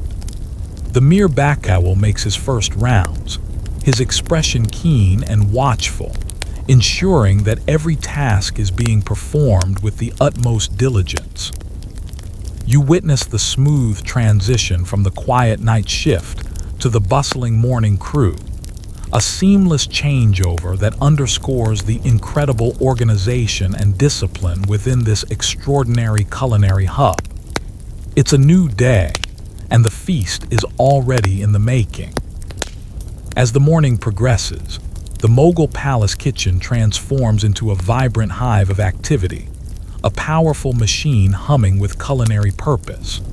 The soft, gentle light of dawn has given way to the brighter, more assertive sunlight streaming through the open sections, highlighting the swirling dust motes and the organized chaos. The air is now thick with the burgeoning aromas of ginger and garlic being crushed, onions sizzling in hot ghee, and the faint, sweet perfume of awakening spices. You feel the energy of the place, a palpable buzz that drives every movement and action. It's like watching a symphony orchestra, where every instrument, every chef plays a vital part. You observe the detailed preparation of masalas, the complex spice blends that are the soul of Mughal cuisine. Different combinations of whole spices, cardamom, cloves, cinnamon, peppercorns, cumin seeds, are being carefully roasted in dry pans until fragrant, then meticulously ground by hand. Mortars and pestles. The rhythmic thudding of the pestles is a constant grounding sound, while the release of the spices, essential oils, fills the air with an intoxicating perfume. This fresh grinding ensures maximum potency and flavor, a hallmark of their culinary philosophy. It's not just grinding, it's an alchemy of aroma. A quirky historical tidbit is the concept of royal physicians, who sometimes collaborated with the Mir Backowl to ensure that the emperor's diet was not just delicious, but also balanced and conducive to good health. Certain ingredients might be recommended or avoided based on the emperor's constitution or the season, reflecting an ancient understanding of dietetics. It's like having a nutritionist, but one who also debates the merits of a particularly rich biryani with the head chef. You notice the precise art of making pastes. Fresh ginger and garlic are pounded into smooth, aromatic pastes, often with a hint of green chili. These foundational elements are essential for almost every savory Mughal dish, providing depth and pungency. The labor involved is considerable, but the resulting freshness makes an undeniable difference to the final flavor profile. It's the groundwork of gastronomic excellence, literally. One mainstream historical fact to consider is that the Mughal emperors were known for their love of rich, elaborate meals, and their kitchens produced a vast array of dishes, from succulent kebabs and fragrant curries to delicate pastries and refreshing sorbets. The cuisine was a reflection of the empire's wealth and its cosmopolitan nature, blending influences from Central Asia, Persia, and various parts of India. It was a fusion cuisine long before the term was invented. The scholarly debate often arises about the influence of specific regional Indian culinary traditions on Mughal court food. While Persian influences are evident, how much did the established culinary practices of regions like Awadh, Bengal, or the Deccan contribute to the evolving Mughal palate? Historians continue to sift through records, trying to delineate the precise interplay and cross-pollination of these diverse culinary streams. It's a culinary map, still being drawn. A light-hearted moment unfolds when a younger apprentice, tasked with peeling a mountain of onions, begins to tear up profusely. An older chef passing by claps him on the shoulder. "Don't worry, lad," he says with a grin. It happens to the best of us. Just think of it as a sacrifice for the emperor's tears of joy when he tastes this curry. The apprentice manages a watery smile, continuing his task with renewed, albeit teary, determination. The sounds of the kitchen are now a constant, dynamic hum. The sharp, rhythmic chop of knives, the gentle sizzle of oil heating in large copper pans, the deeper rumble of simmering liquids, and the constant murmur of voices giving instructions and discussing tasks. The air is a symphony of preparation, each sound a vital note in the growing culinary composition. You feel the building anticipation, the rising tempo of the morning's work. You observe the preparation of various types of dairy products. Fresh milk is being churned to make butter, which will then be clarified into golden ghee. Yogurt is being strained to create thick, creamy hung curd, perfect for rich marinades and cooling raitas. The freshness of these dairy components is paramount, contributing significantly to the luxurious texture and flavor of many Mughal dishes. They took their dairy very seriously, unlike some modern diets. The first signs of cooking begin in earnest. Large vats of ghee are heated over low fires, and experienced chefs begin to temper whole spices, releasing their full aroma before adding onions and ginger garlic paste. The rich, pungent scent of these foundational aromatics immediately fills the air, signaling the beginning of countless curries and gravies. It's the scent of promise, the aroma of deliciousness just beginning to unfold. As the morning progresses towards its peak, you realize the intricate choreography involved in feeding an empire. Every person, every ingredient, every single step is meticulously planned and executed. It's a testament to the organizational genius and the sheer dedication of the individuals who worked tirelessly behind the scenes, creating a culinary legacy that continues to inspire and tantalize even today. You silently commend their efforts, knowing your own breakfast was probably far less grand. The mid-morning sun now bathes the Mughal palace kitchen in its full glory, illuminating every corner of this vast, bustling domain. The air is thick, almost palpable, with a heady mix of aromas.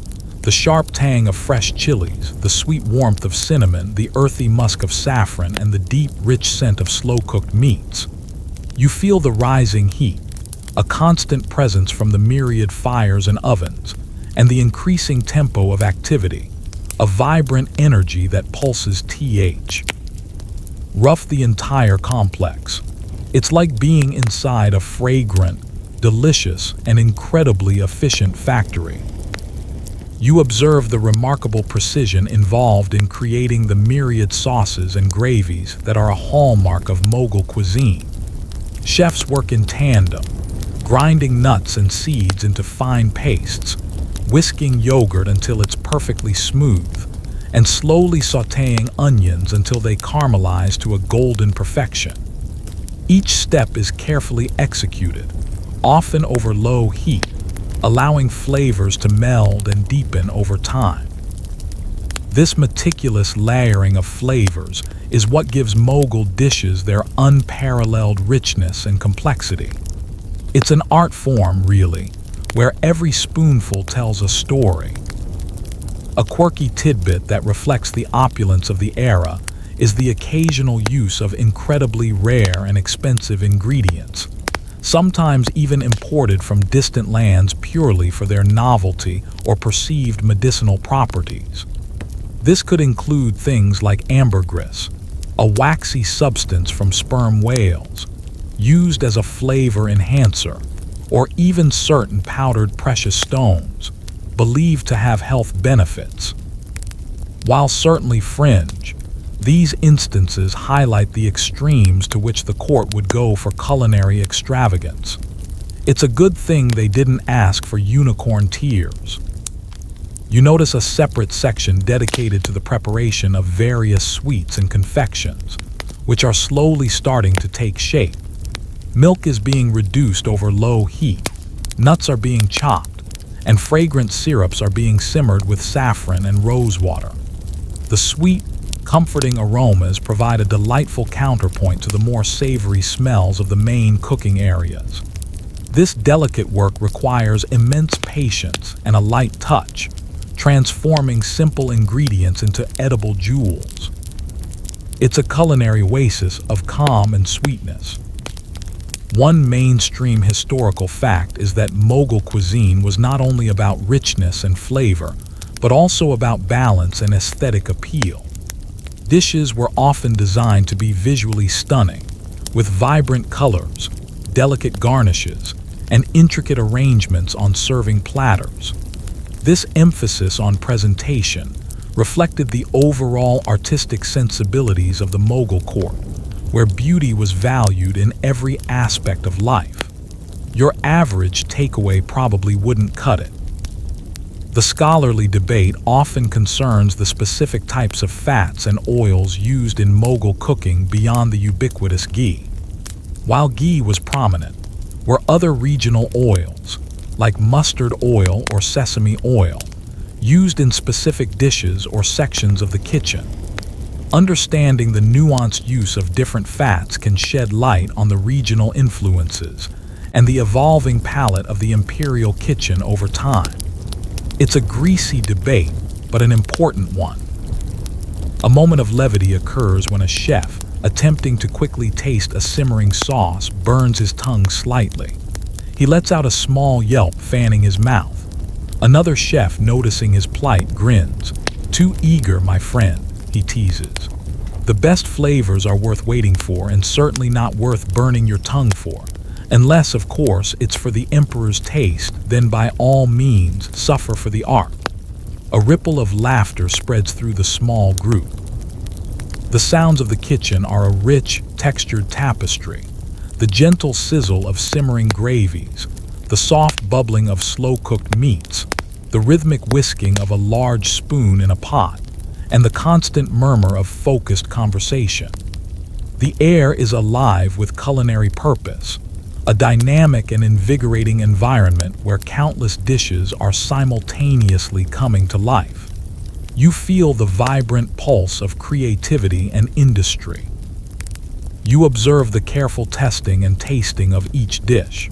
Senior chefs, and occasionally the mere backowl himself, will taste small portions, adjusting seasoning, acidity, and richness. This continuous refinement ensures that every dish meets the exacting standards of the imperial palate. It's a process of constant iteration and perfection, a culinary quality assurance system in real time. They were the original food critics, but with much more power. The intricate art of bread making is now in full swing. Skilled bakers deftly handle the dough, stretching and shaping it before slapping it onto the blistering hot walls of the tandoors. The bread puffs up almost instantly, creating those characteristic bubbles and a lightly charred exterior. The aroma of freshly baked bread is incredibly comforting, a foundational scent in any kitchen. You almost expect to hear a bell ring and see a fresh batch appear. As the morning reaches its peak, you realize the immense coordination required to bring so many diverse dishes to perfection simultaneously. It's a testament to the skill, teamwork, and unwavering dedication of every person in this vast kitchen. Each individual piece, from the humblest ingredient to the most senior chef, contributes to the grand, delicious mosaic that is the Mughal imperial feast. You wouldn't mind a reservation. The Mughal Palace kitchen is now in its ultimate state of readiness, the crescendo of midday meal preparations. The air hums with a focused intensity, a vibrant energy that emanates from every corner of the vast complex. The aromas are almost overwhelming, a rich, complex perfume of spices, roasted meats, delicate sweets, and simmering gravies, all mingling in a symphony of scents. You feel the tangible excitement, the final push to deliver a feast worthy of an emperor. It's like being in the heart of a culinary volcano, about to erupt with deliciousness. You observe the incredibly precise plating process for the emperor's personal dishes. Each item is meticulously transferred from its cooking vessel to ornate silver or gold platters. Garnishes, fresh herbs, slivered nuts, edible silver leaf, are applied with the precision of a surgeon, creating visually stunning arrangements that are as much works of art as they are food. The focus here is absolute, as every detail contributes to the overall grandeur and impression. It's a delicate dance of tongs and tweezers, ensuring perfection. A mainstream historical fact is the Mughal emperors' fascination with new and exotic ingredients. They encouraged the introduction of fruits, vegetables, and even cooking techniques from across their vast empire and beyond. This openness to culinary innovation led to a constant evolution of their court cuisine, incorporating flavors and ideas from diverse cultures. They were gastronomic adventurers, always seeking the next delicious discovery. You notice the final tempering of various curries. Hot ghee or oil is infused with whole spices like mustard seeds, curry leaves, or dried chilies, then poured sizzling over the finished dishes. This tadka adds a final burst of flavor and aroma, a crucial step that brightens and deepens the overall profile of the dish. The sound of the sizzle is sharp and satisfying, an auditory cue that a dish is truly complete. It's the culinary exclamation point. A quirky tidbit from the court records is the occasional inclusion of extremely elaborate and sometimes whimsical dishes, purely for entertainment or to showcase the chef's ingenuity. This could include dishes shaped like animals, or fruits carved into intricate patterns, or even edible models of famous buildings. These displays underscore the theatrical aspect of Mughal dining, where food was also a form of spectacle. Imagine a banquet where your main course is a miniature Taj Mahal. The scholarly debate often delves into the precise quantity of food prepared for the emperor's table versus the actual amount consumed. While historical accounts describe vast quantities, some historians suggest that much of it was symbolic, a demonstration of imperial wealth, with the majority being distributed to the court and servants after the emperor had eaten. It raises fascinating questions about the practicalities of royal dining and food distribution in such a large household. A quick, amusing moment. A chef, carefully carrying a large platter of delicate pastries, bumps into an apprentice who is hurrying with a jug of rose water. They both manage to steady themselves, but the chef sighs dramatically. "My friend," he says, "you almost turned my delightful pastries into very fragrant, very soggy biscuits. We aim for perfection, not a floral swamp." The apprentice bows apologetically, and the chef winks, continuing his careful journey. The sounds of the kitchen are now a powerful, harmonious blend. The gentle clinking of serving dishes, the soft scrape of spatulas, the murmur of last-minute instructions, and the occasional burst of steam from a pot being uncovered. The air vibrates with controlled energy, a sense of collective achievement palpable. You feel the satisfaction of seeing hours of work culminating in this magnificent display. You observe the final quality checks by the Mirbakabal. He moves swiftly, his eyes keenly scanning each platter, his nose subtly sampling the air around each dish, ensuring everything is exactly as it should be. His approval is the last hurdle, the final blessing before the culinary masterpieces leave the kitchen for the imperial dining halls. His word is law, and his judgment absolute. The aroma of freshly baked bread from the tandoors is still strong, a comforting presence amidst the more complex scents. Baskets of hot, fluffy naan and rotis are being covered with clean cloths, keeping them warm and ready for immediate serving. The simple perfection of these breads provides a humble yet essential counterpoint to the richness of the main dishes. They are the unsung heroes of the meal, always there to scoop up the deliciousness. As the first fully laden trays begin to depart, carried by a procession of liveried servants, a sense of quiet triumph fills the kitchen. The most intense part of the day is over, and the fruits of their labor are now on their way to fulfill their ultimate purpose, to nourish and delight the imperial coup. RT, you feel a profound respect for the artistry and dedication involved, a silent appreciation for the thousands of hours of work that culminated in this daily gastronomic marvel. It's a reminder that even behind closed doors, history is often made, one delicious bite at a time.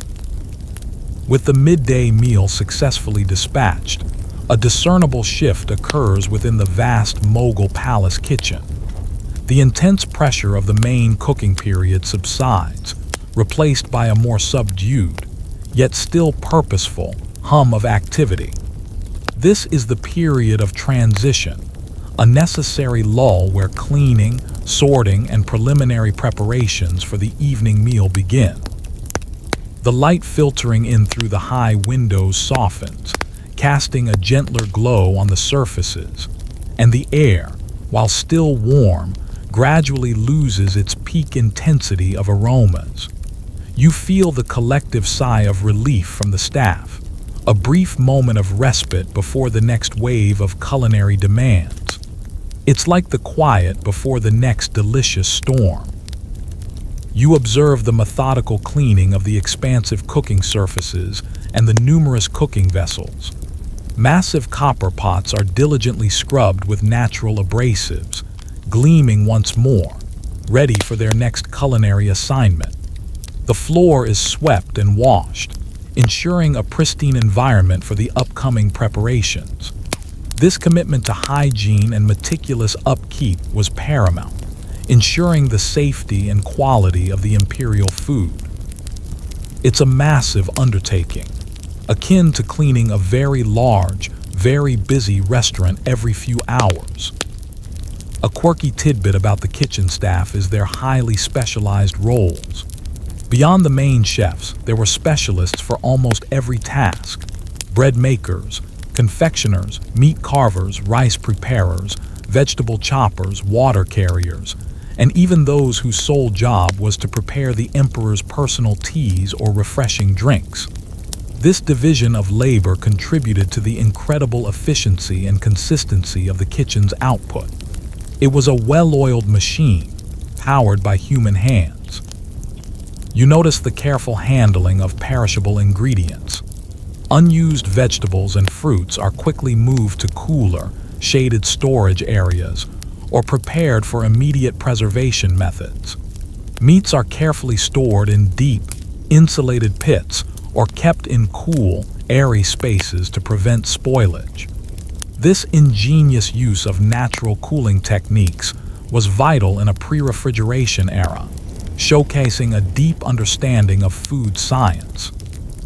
They were masters of food safety, long before refrigerators were even a glimmer in anyone's eye. One mainstream historical fact to keep in mind is the profound influence of seasonality on Mughal cuisine. While exotic ingredients were sourced, the core of the diet relied on fresh, seasonal produce. Chefs would adapt menus based on what was abundant, and at its peak, ensuring the freshest and most flavorful ingredients made it to the imperial table. This respect for nature's bounty underpinned much of their culinary philosophy. They were the original proponents of eating local and seasonal. The scholarly debate often revolves around the precise methods of flavor infusers, or fragrant additions to dishes, beyond just spices. Accounts sometimes mention the use of fragrant wood smoke, or the addition of small sachets of dried flowers or herbs during cooking to impart subtle aromas. Reconstructing these delicate techniques from historical texts is challenging, leaving room for interpretation and culinary experimentation. It's a fragrant mystery, waiting to be fully unraveled. A small, humorous scene unfolds as a particularly diligent cleaning apprentice, overly enthusiastic with his scrubbing, accidentally splashes a bit of water onto a senior chef who is trying to enjoy a rare moment of rest. The senior chef splutters, then glares playfully at the apprentice. "Lad," he exclaims, "are you trying to give me an unscheduled bath? My clean clothes are for admiring, not for drying the floor with." The apprentice quickly bows in apology, stifling a giggle. The sounds in the kitchen are now more muted, a soft symphony of scraping brushes, the gentle clinking of clean utensils being stacked, and the quiet murmur of planning discussions for the evening. The air, though still warm, feels lighter, cleaner, ready to absorb the next wave of culinary creation. You feel the sense of order being restored, a quiet rhythm taking over. You observe the early stages of preparing ingredients for the evening meal. Some tougher cuts of meat are already being marinated in yogurt and spices, a process that can take hours to tenderize and infuse flavor. Lentils are being pre-soaked, and some vegetables are being pre-chopped, anticipating the rush of the coming hours. This foresight ensures that everything is ready when the main cooking begins. It's all about efficient staging, like a theatrical production where the props are being set up for the next act. The confectionery section remains a hive of more delicate activity. While the main cooking areas are winding down, the production of elaborate sweets often continues throughout the day, as they require meticulous detail and often longer setting times. The sweet aroma of simmering sugar and nuts is a constant, delightful presence in this section, a comforting balm amidst the more vigorous work elsewhere. It's a little sweet factory, meticulously crafting edible gems. As the afternoon light begins to lengthen, casting deeper shadows, a renewed sense of purpose starts to permeate the kitchen. The brief lull is coming to an end, and the energy begins to build again, steadily, purposefully, towards the evening feast. You realize that this magnificent kitchen never truly rests. It merely shifts its focus, a continuous cycle of creation, ensuring the imperial appetite is always satisfied and the legacy of Mughal gastronomy continues to flourish. You can practically hear the collective stomach of the palace starting to rumble again. As the late afternoon sun casts long, golden shadows across the Mughal palace kitchen, a palpable shift in energy takes hold. The quiet hum of maintenance and preliminary preparation slowly gives way to a vibrant, purposeful thrum. The air, previously a subtle echo of past meals, now begins to pulse with the first, tantalizing aromas of the evening feast. You feel the temperature rising once more as fires are stoked and new ones ignited, marking the beginning of the second major culinary wave of the day. It's like the kitchen is drawing a deep breath, preparing to launch into another spectacular performance. You observe the careful selection of ingredients for specific evening dishes. Head chefs confer, examining the quality of meats, selecting the freshest vegetables, and choosing the finest spices. Their expertise is evident in their swift, discerning choices, a reflection of years of experience and an intimate knowledge of the imperial palate. This isn't just about cooking, it's about curating, ensuring every component meets the highest standards. It's a bit like a very serious audition for vegetables. A mainstream historical fact is that the Mughal emperor's dining habits were often intertwined with elaborate rituals and courtly etiquette. The act of eating was not merely about sustenance, but a significant social and political event, demonstrating wealth, power, and cultural sophistication. The kitchen played a crucial role in upholding this grandeur, ensuring that every meal was a flawless extension of the imperial image. Your average dinner party suddenly seems far less complex. You notice the meticulous grinding of fresh spices for the evening preparations. Large stone mortars and pestles are once again in rhythmic motion, reducing whole spices to fragrant powders and pastes. The intensity of the aromas released is astonishing. The sharp piquancy of black pepper, the warm earthiness of cumin, and the heady sweetness of cinnamon and cardamom. This fresh grinding ensures maximum potency and a vibrant flavor profile for the evening's rich curries and aromatic rice dishes. It's the very essence of flavor, being painstakingly extracted. A quirky tidbit from accounts of the imperial kitchens is the presence of specialized perfumers, or those who manage the delicate art of adding subtle fragrances to certain dishes. While spices provided robust aromas, essences like rose water, cura water, and sometimes even ambergris were used in minute quantities to impart ethereal floral or musky notes to sweets, drinks, or very specific royal dishes. It shows an extreme level of sensory refinement in their approach to food. Imagine a chef saying, "Just a spritz of essence of moonlight for this one." The scholarly debate often focuses on the true extent of the cultural exchange between Persian and Indian culinary traditions within the Mughal kitchen. While the influence of Persian stews, kebabs, and rice dishes is undeniable, how much did the existing Indian knowledge of regional spices, vegetarian cooking, and bread-making techniques truly shape the evolving Mughal palate?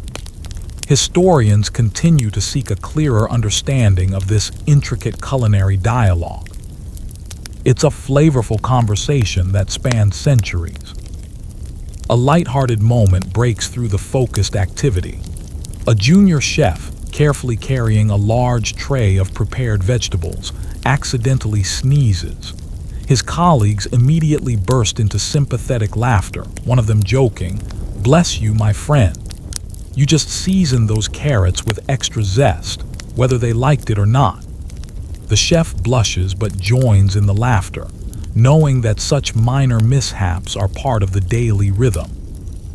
The sounds of the kitchen are steadily building again. The sharp thud of cleavers on cutting boards, the gentle sizzle of oil heating up, the soft bubbling of liquids beginning to simmer, and the constant murmur of instructions and conversations. The air vibrates with renewed purpose, a sense of anticipation for the culinary creations about to unfold. You feel the collective energy of the place, a shared commitment to excellence. You observe the precise preparation of various meat marinades. Large chunks of lamb, goat, and chicken are massaged with intricate blends of yogurt, ginger, garlic, chilies, and a plethora of spices. These marinades not only tenderize the meat but also infuse it with deep, complex flavors, preparing it for slow cooking or roasting in the tandoors. It's a labor of love, a careful balancing act of flavors that promises tender, aromatic results. The confectionery section is once again a hub of delicate activity. New batches of sweets are being prepared, and fruits are being artfully arranged for various desserts. The sweet, comforting aroma of sugar and milk, infused with saffron and cardamom, floats gently through this area, a delightful contrast to the more robust smells of the savory cooking. It's a miniature paradise of sugary delights. As twilight descends outside, casting a deeper, more intimate glow into the kitchen, the intensity of the work continues to climb. The Mir Bakawal makes his rounds, his presence a quiet yet commanding force, ensuring every team is on schedule and every dish is progressing as planned. You feel a profound respect for the dedication and artistry of these individuals, tirelessly working to create gastronomic wonders that fed an empire and left a lasting legacy of flavor and luxury. and you're silently hoping that someday someone will invent a time-traveling tasting menu. The evening hours truly bring the Mughal palace kitchen to life, transforming it into a vibrant tableau of culinary artistry under the soft, flickering glow of countless oil lamps and the robust warmth of open fires. The air is now a rich, multi-layered perfume of simmering curries, succulent roasted meats, fragrant rice dishes, and delicate sweets. You feel the heat radiating from every cooking station, a pervasive warmth that speaks of hours of dedicated labor and the promise of a magnificent feast. It's a sensory overload in the most exquisite way, a living, breathing testament to gastronomy. You observe the intricate layering of ingredients for the iconic biryanis. Tender, pre-cooked meat is meticulously arranged in large, heavy-bottomed pots, followed by layers of partially cooked, aromatic basmati rice, infused with saffron, herbs, and whole spices. Then, a final layer of rich gravy, fried onions, and fresh coriander is added before the pot is sealed with a dough lid, a technique known as dum puck cooking. This slow, sealed cooking allows the flavors to meld perfectly, creating an unparalleled depth and aroma. It's a culinary masterpiece, built layer by delicious layer. A quirky historical tidbit often mentioned is the sheer number of dishes presented at a single imperial meal. While not all were fully consumed, the display of variety and abundance was a powerful symbol of the emperor's wealth and power. Some accounts suggest hundreds of different dishes could be prepared for a major banquet, ranging from a multitude of curries to various breads, sweets, and fresh fruits. Imagine the washing up. You notice the meticulous basting and turning of kebabs and roasted meats in the tandoors. Chefs use long metal skewers, rotating the meat periodically to ensure even cooking and a beautiful char. The sizzling fat dripping onto the hot coals sends up fragrant plumes of smoke, adding another layer of flavor to the succulent meats. The sight and sound are incredibly enticing, promising tender, smoky perfection. It's like a very sophisticated, very large indoor barbecue. One mainstream historical fact to underscore is the incredible importance of fresh spices in Mughal cuisine. Unlike many modern kitchens that rely on pre-ground spices, the Mughal chefs painstakingly roasted and ground their spices fresh daily. This commitment to fresh preparation ensured maximum aroma, flavor, and potency, contributing significantly to the distinctive character of their dishes. It's the difference between hearing a recording and experiencing live, vibrant music. The scholarly debate often centers on the precise origin and evolution of the dum cooking technique. While it's closely associated with Mughal cuisine, some historians argue its roots might lie in earlier Central Asian or Persian traditions, adapted and refined by Indian chefs. Understanding the diffusion and innovation of such techniques provides fascinating insights into the interconnectedness of historical culinary practices. It's a debate that's still cooking. A small, genuine moment of camaraderie. Two chefs, working side by side over a simmering cauldron, exchange a quick, knowing glance and a shared smile as the rich aroma of their creation wafts upwards. One of them murmurs, "Ah, that's the smell of perfection, my friend. The emperor will be pleased tonight." The other nods in agreement, a silent testament to their shared pride in their craft. The sounds of the kitchen are now a full-blown orchestra. The gentle bubble of countless pots, the soft hiss of steam escaping from sealed vessels, the rhythmic clanging of ladles against copper, and the constant, focused murmur of activity. The air vibrates with culinary energy, a vibrant buzz that signifies the culmination of hours of dedicated work. You feel the immense, intoxicating energy of creation. You observe the delicate process of making various flatbreads. The bakers work with astonishing speed, their hands moving in a blur as they knead dough, flatten it, and slap it onto the roaring hot walls of the tandoors. The breads puff up almost instantly, creating beautiful charred patterns. The aroma of fresh, hot bread is incredibly comforting, a foundational scent that binds all the other aromas together. It's culinary magic, happening before your eyes. The dessert section is a quiet haven of delicate beauty amidst the savory bustle. Master confectioners are meticulously shaping sweets, arranging fresh fruits and drizzling fragrant syrups. The sweet, heady aroma of rosewater, saffron, and cardamom creates a truly enchanting atmosphere. These aren't just desserts, they are edible jewels, designed to complete the opulent feast with a flourish of sweetness and elegance. It's a sweet ending to a very savory story. As the final dishes are brought to their peak and carefully placed on the ornate serving trays, a palpable sense of accomplishment settles over the kitchen. The mere Bakawal, his face etched with both fatigue and satisfaction, gives his final inspection, his nod the ultimate approval. You feel a profound admiration for the sheer scale of the operation, the unwavering dedication, and the extraordinary culinary artistry that defines a day in the Mughal palace kitchen. It's a reminder that truly great food is always born from passion, skill, and tireless effort. With the evening meal now elegantly dispatched from the vibrant heart of the Mughal palace kitchen, a slow, gradual winding down begins. The intense energy that permeated every corner of the vast complex starts to dissipate, replaced by a softer hum of activity. The sounds of initial clearing, packing, and the commencement of the meticulous cleaning process. The oil lamps continue their steady glow, casting long, wavering shadows, and the air, though still holding the memory of countless spices, slowly begins to clear.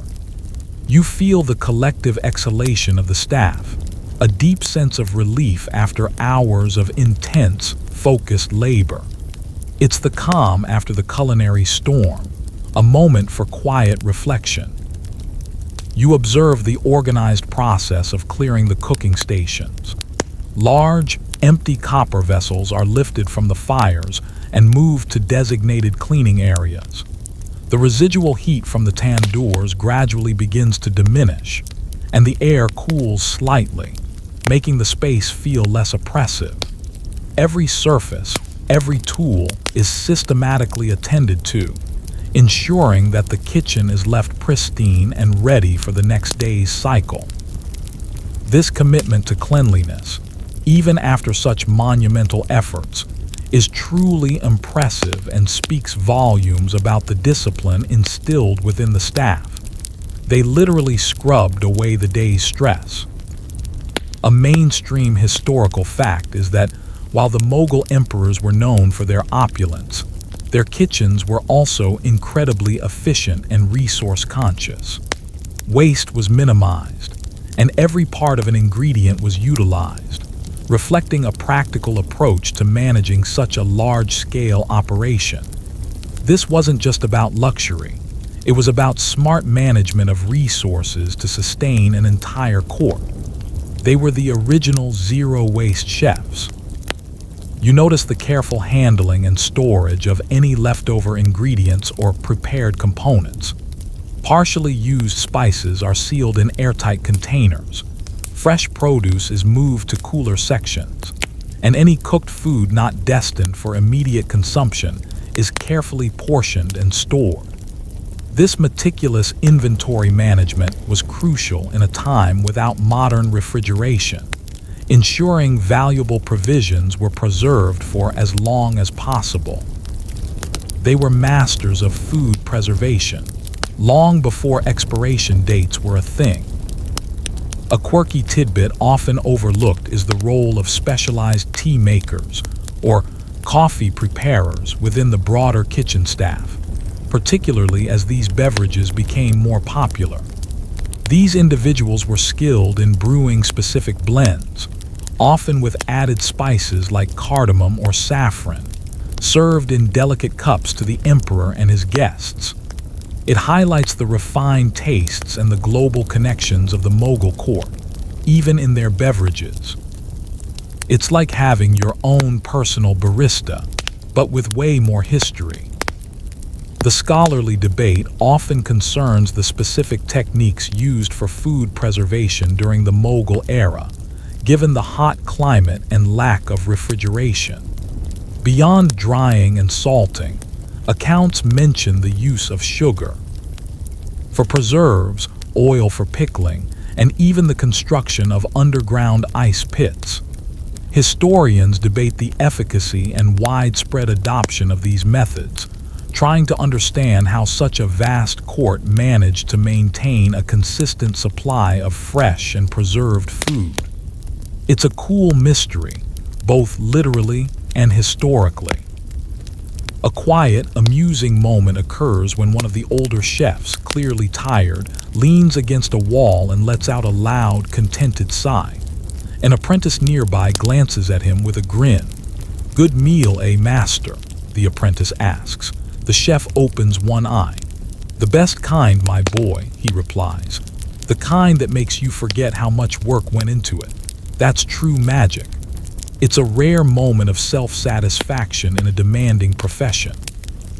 The sounds in the kitchen are now significantly muted. The soft swish of brooms on the stone floor, the gentle clinking of pottery being stacked, and the very occasional, tired murmur of conversation. The air is clearing, becoming lighter, filled with a sense of tasks accomplished and a quiet anticipation of rest. You feel the kitchen collectively winding down, a giant organism settling for the night.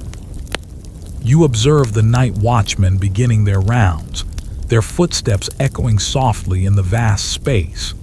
They meticulously check that all fires are safely extinguished, all doors are secured, and all equipment is properly stored.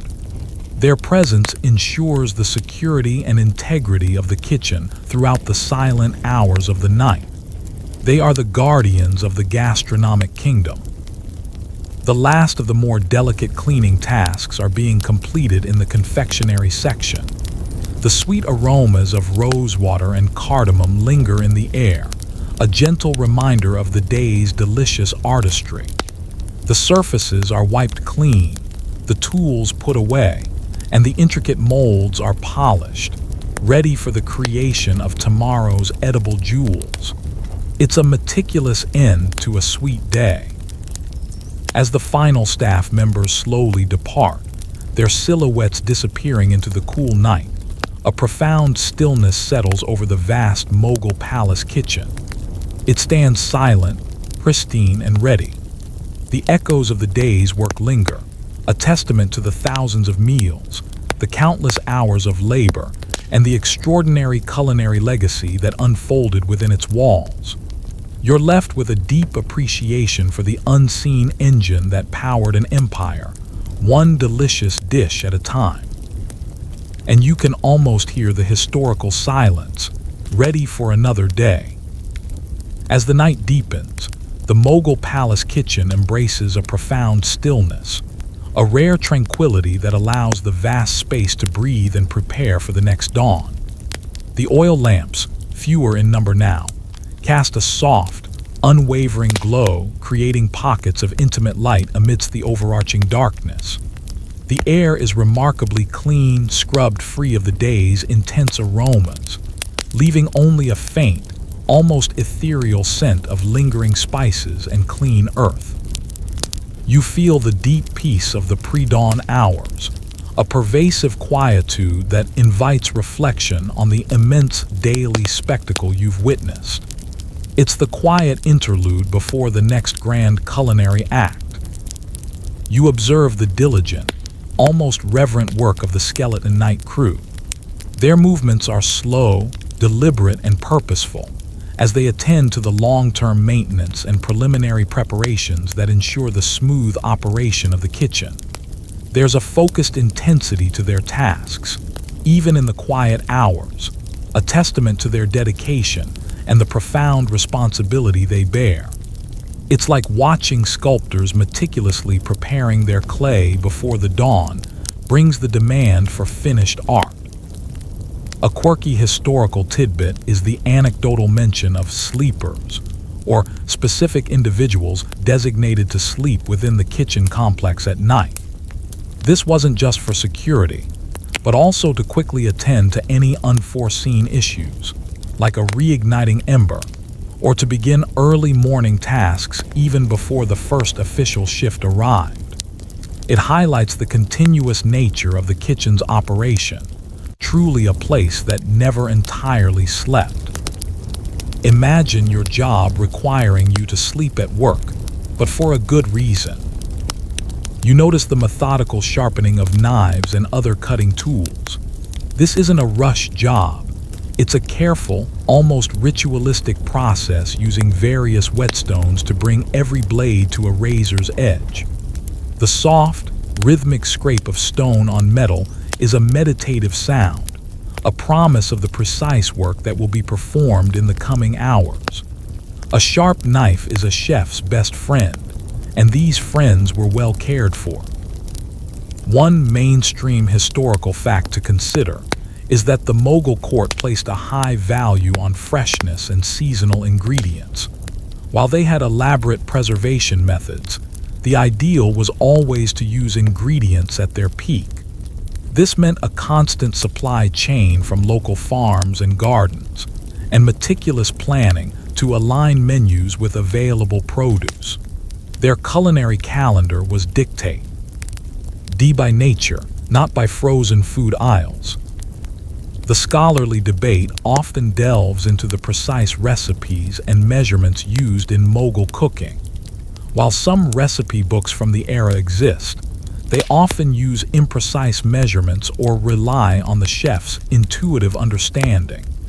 Historians grapple with reconstructing these recipes accurately, trying to bridge the gap between historical accounts and modern culinary exactitude. It's a delicious puzzle, waiting to be solved. A very subtle, almost silent moment of humor occurs when one of the night watchmen making his rounds pauses near a large, empty spice box. He takes a deep breath, as if savoring the lingering ghost of the aromas, and then lets out a tiny, contented sigh. He then continues his rounds, a faint smile playing on his lips. It's a small, human connection to the food, even when it's not present. The sounds in the kitchen are now minimal. The gentle whisper of a broom on the stone floor, the soft creak of a wooden door being secured, and the distant, muffled sounds of the palace settling down for the night. It's a profound silence, filled with the presence of history and the anticipation of renewal. You feel a sense of solemnity, witnessing the quiet backbone of an empire. You see a few dedicated staff members meticulously preparing complex spice blends that require overnight melding or specific fermentation. These might be pastes for very specific, long-cooked dishes, or a base for a unique marinade. Their work is slow and deliberate, a testament to the patience and foresight required for true culinary excellence. They are the silent alchemists, transforming raw ingredients into future flavors. The vast storerooms, now perfectly organized, stand ready. The large earthenware jars of grains and pulses, the neatly stacked baskets of dried fruits and nuts, and the carefully placed bundles of dried herbs all represent the bounty that awaits the morning. It's a testament to the foresight and meticulous planning that ensured the continuous provisioning of the imperial household. This kitchen was a masterclass in logistics. As the deepest hours of the night slowly pass, and the first imperceptible hint of a new day begins to approach, the Mughal palace kitchen remains vigilant. It stands as a monument to continuous labor, unwavering dedication, and extraordinary culinary artistry. A silent giant poised to awaken with the dawn and resume its vital role in feeding an empire. You're left with a profound appreciation for the unseen work that underpins grand historical narratives. And you can almost feel the collective potential, waiting for the first light. As the faintest whisper of dawn begins to touch the highest windows, signaling the imminent arrival of a new day, the Mughal palace kitchen gradually stirs from its deep, nocturnal slumber. The oil lamps, which have faithfully cast their glow throughout the night, slowly begin to compete with the soft, ethereal light of the rising sun. The air, cool and fresh, begins to fill with the very first subtle aromas of the coming morning. The damp earthiness of raw ingredients, the faint hint of wood smoke from newly lit fires, and the clean scent of prepared surfaces. You feel the gentle awakening, a subtle stirring that heralds the reignition of the culinary heart of the empire. It's like watching a giant, silent machine slowly begin to whir to life. You observe the arrival of the earliest morning staff, their figures appearing as silent silhouettes against the brightening windows.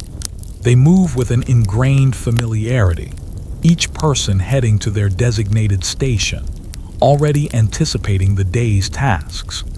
There's a quiet energy to their movements, a sense of purpose that doesn't require loud commands or frantic gestures. It's a testament to the well-oiled machinery of the kitchen, where every role is understood and every step is a practiced art. They are the first notes of the day's culinary symphony. A mainstream historical fact is the immense number of people required to run the Mughal imperial kitchen. It wasn't just chefs. It was a vast hierarchy of managers, purveyors, cleaners, water carriers, woodcutters, spice grinders, and various specialized artisans. This massive workforce, often numbering in the hundreds, highlights the monumental scale of the enterprise and the logistical complexity involved in feeding an entire royal court. It was a city within a palace, all focused on food. You notice the quiet, meticulous inspection of the ingredients delivered overnight. Fresh produce is carefully checked for quality, sacks of grains are weighed and sampled, and bundles of herbs are examined for freshness. This initial quality control sets the stage for the day, ensuring that only the finest components make it into the imperial dishes. It's the first step in maintaining the high standards that defined Mughal gastronomy. They were incredibly discerning from the very first glance. A quirky tidbit from court. Records is the custom of providing meals to the kitchen staff themselves, often with food that, while perhaps not as elaborate as the emperor's, was still of excellent quality. This ensured the staff were well nourished and motivated, recognizing their vital role in the imperial household. It was a practical approach to employee welfare, ensuring their best performance. Even the unsung heroes got their deserved fuel. The scholarly debate often centers on the precise social standing and remuneration of the various kitchen staff. While the mere Bakawal was a highly respected official, the lives of the lower-ranking chefs and laborers are less documented. Historians attempt to piece together their daily lives, their living conditions, and their career progression within the complex social hierarchy of the Mughal court. It's a human story behind the grand feasts, often left untold. A quiet, almost imperceptible moment of humor. One of the older staff members, stretching after a long night, catches sight of his reflection in a freshly polished copper pot. He grins at his distorted image, then winks at it before continuing his work. It's a fleeting, personal moment of levity, a silent acknowledgement of the daily grind and the small joys within it. The sounds in the kitchen are beginning to build once more, the gentle splash of water as vegetables are washed, the soft scrape of knives on cutting boards, and the distant, rhythmic thud of pestles as the first spices are prepared.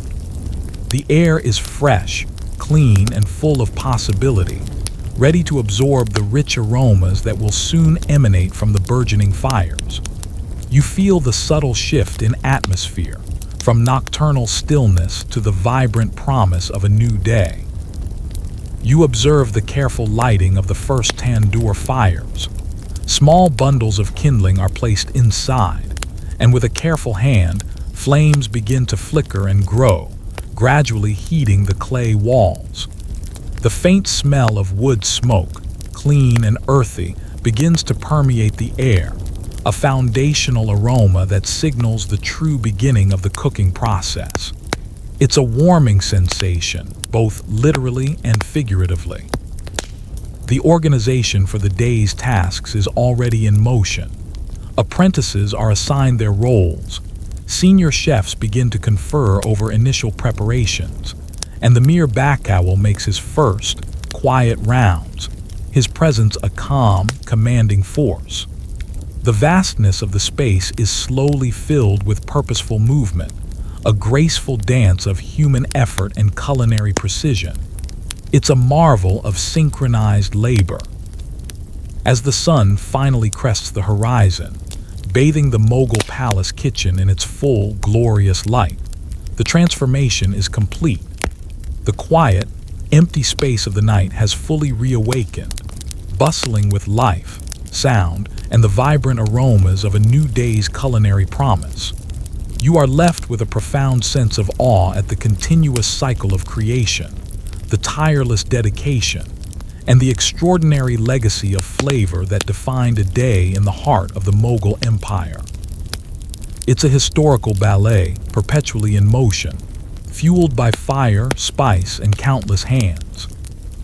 So, as the last echoes of the bustling Mughal kitchen fade into the quiet of the night, allow yourself to drift. Imagine the gentle clinking of copper pots, the faint, sweet scent of saffron, and the comforting warmth of a slowly dying ember. The hard work is done, the exquisite meals have been prepared, and the grand palace is settling into a serene slumber. Your journey through this historical culinary world is complete for tonight. Feel the quiet around you, a calm stillness that mirrors the ancient kitchen now at rest. There's no rush, no urgency, just the gentle slowing of time. Let your mind clear of any lingering thoughts or worries. Just like the kitchen staff who finally found their rest after a long day, you too deserve this tranquility. Envision soft, velvety darkness surrounding you, a comforting blanket that invites deep, peaceful sleep. The world outside can wait until morning. All that matters now is this quiet moment, this gentle descent into slumber.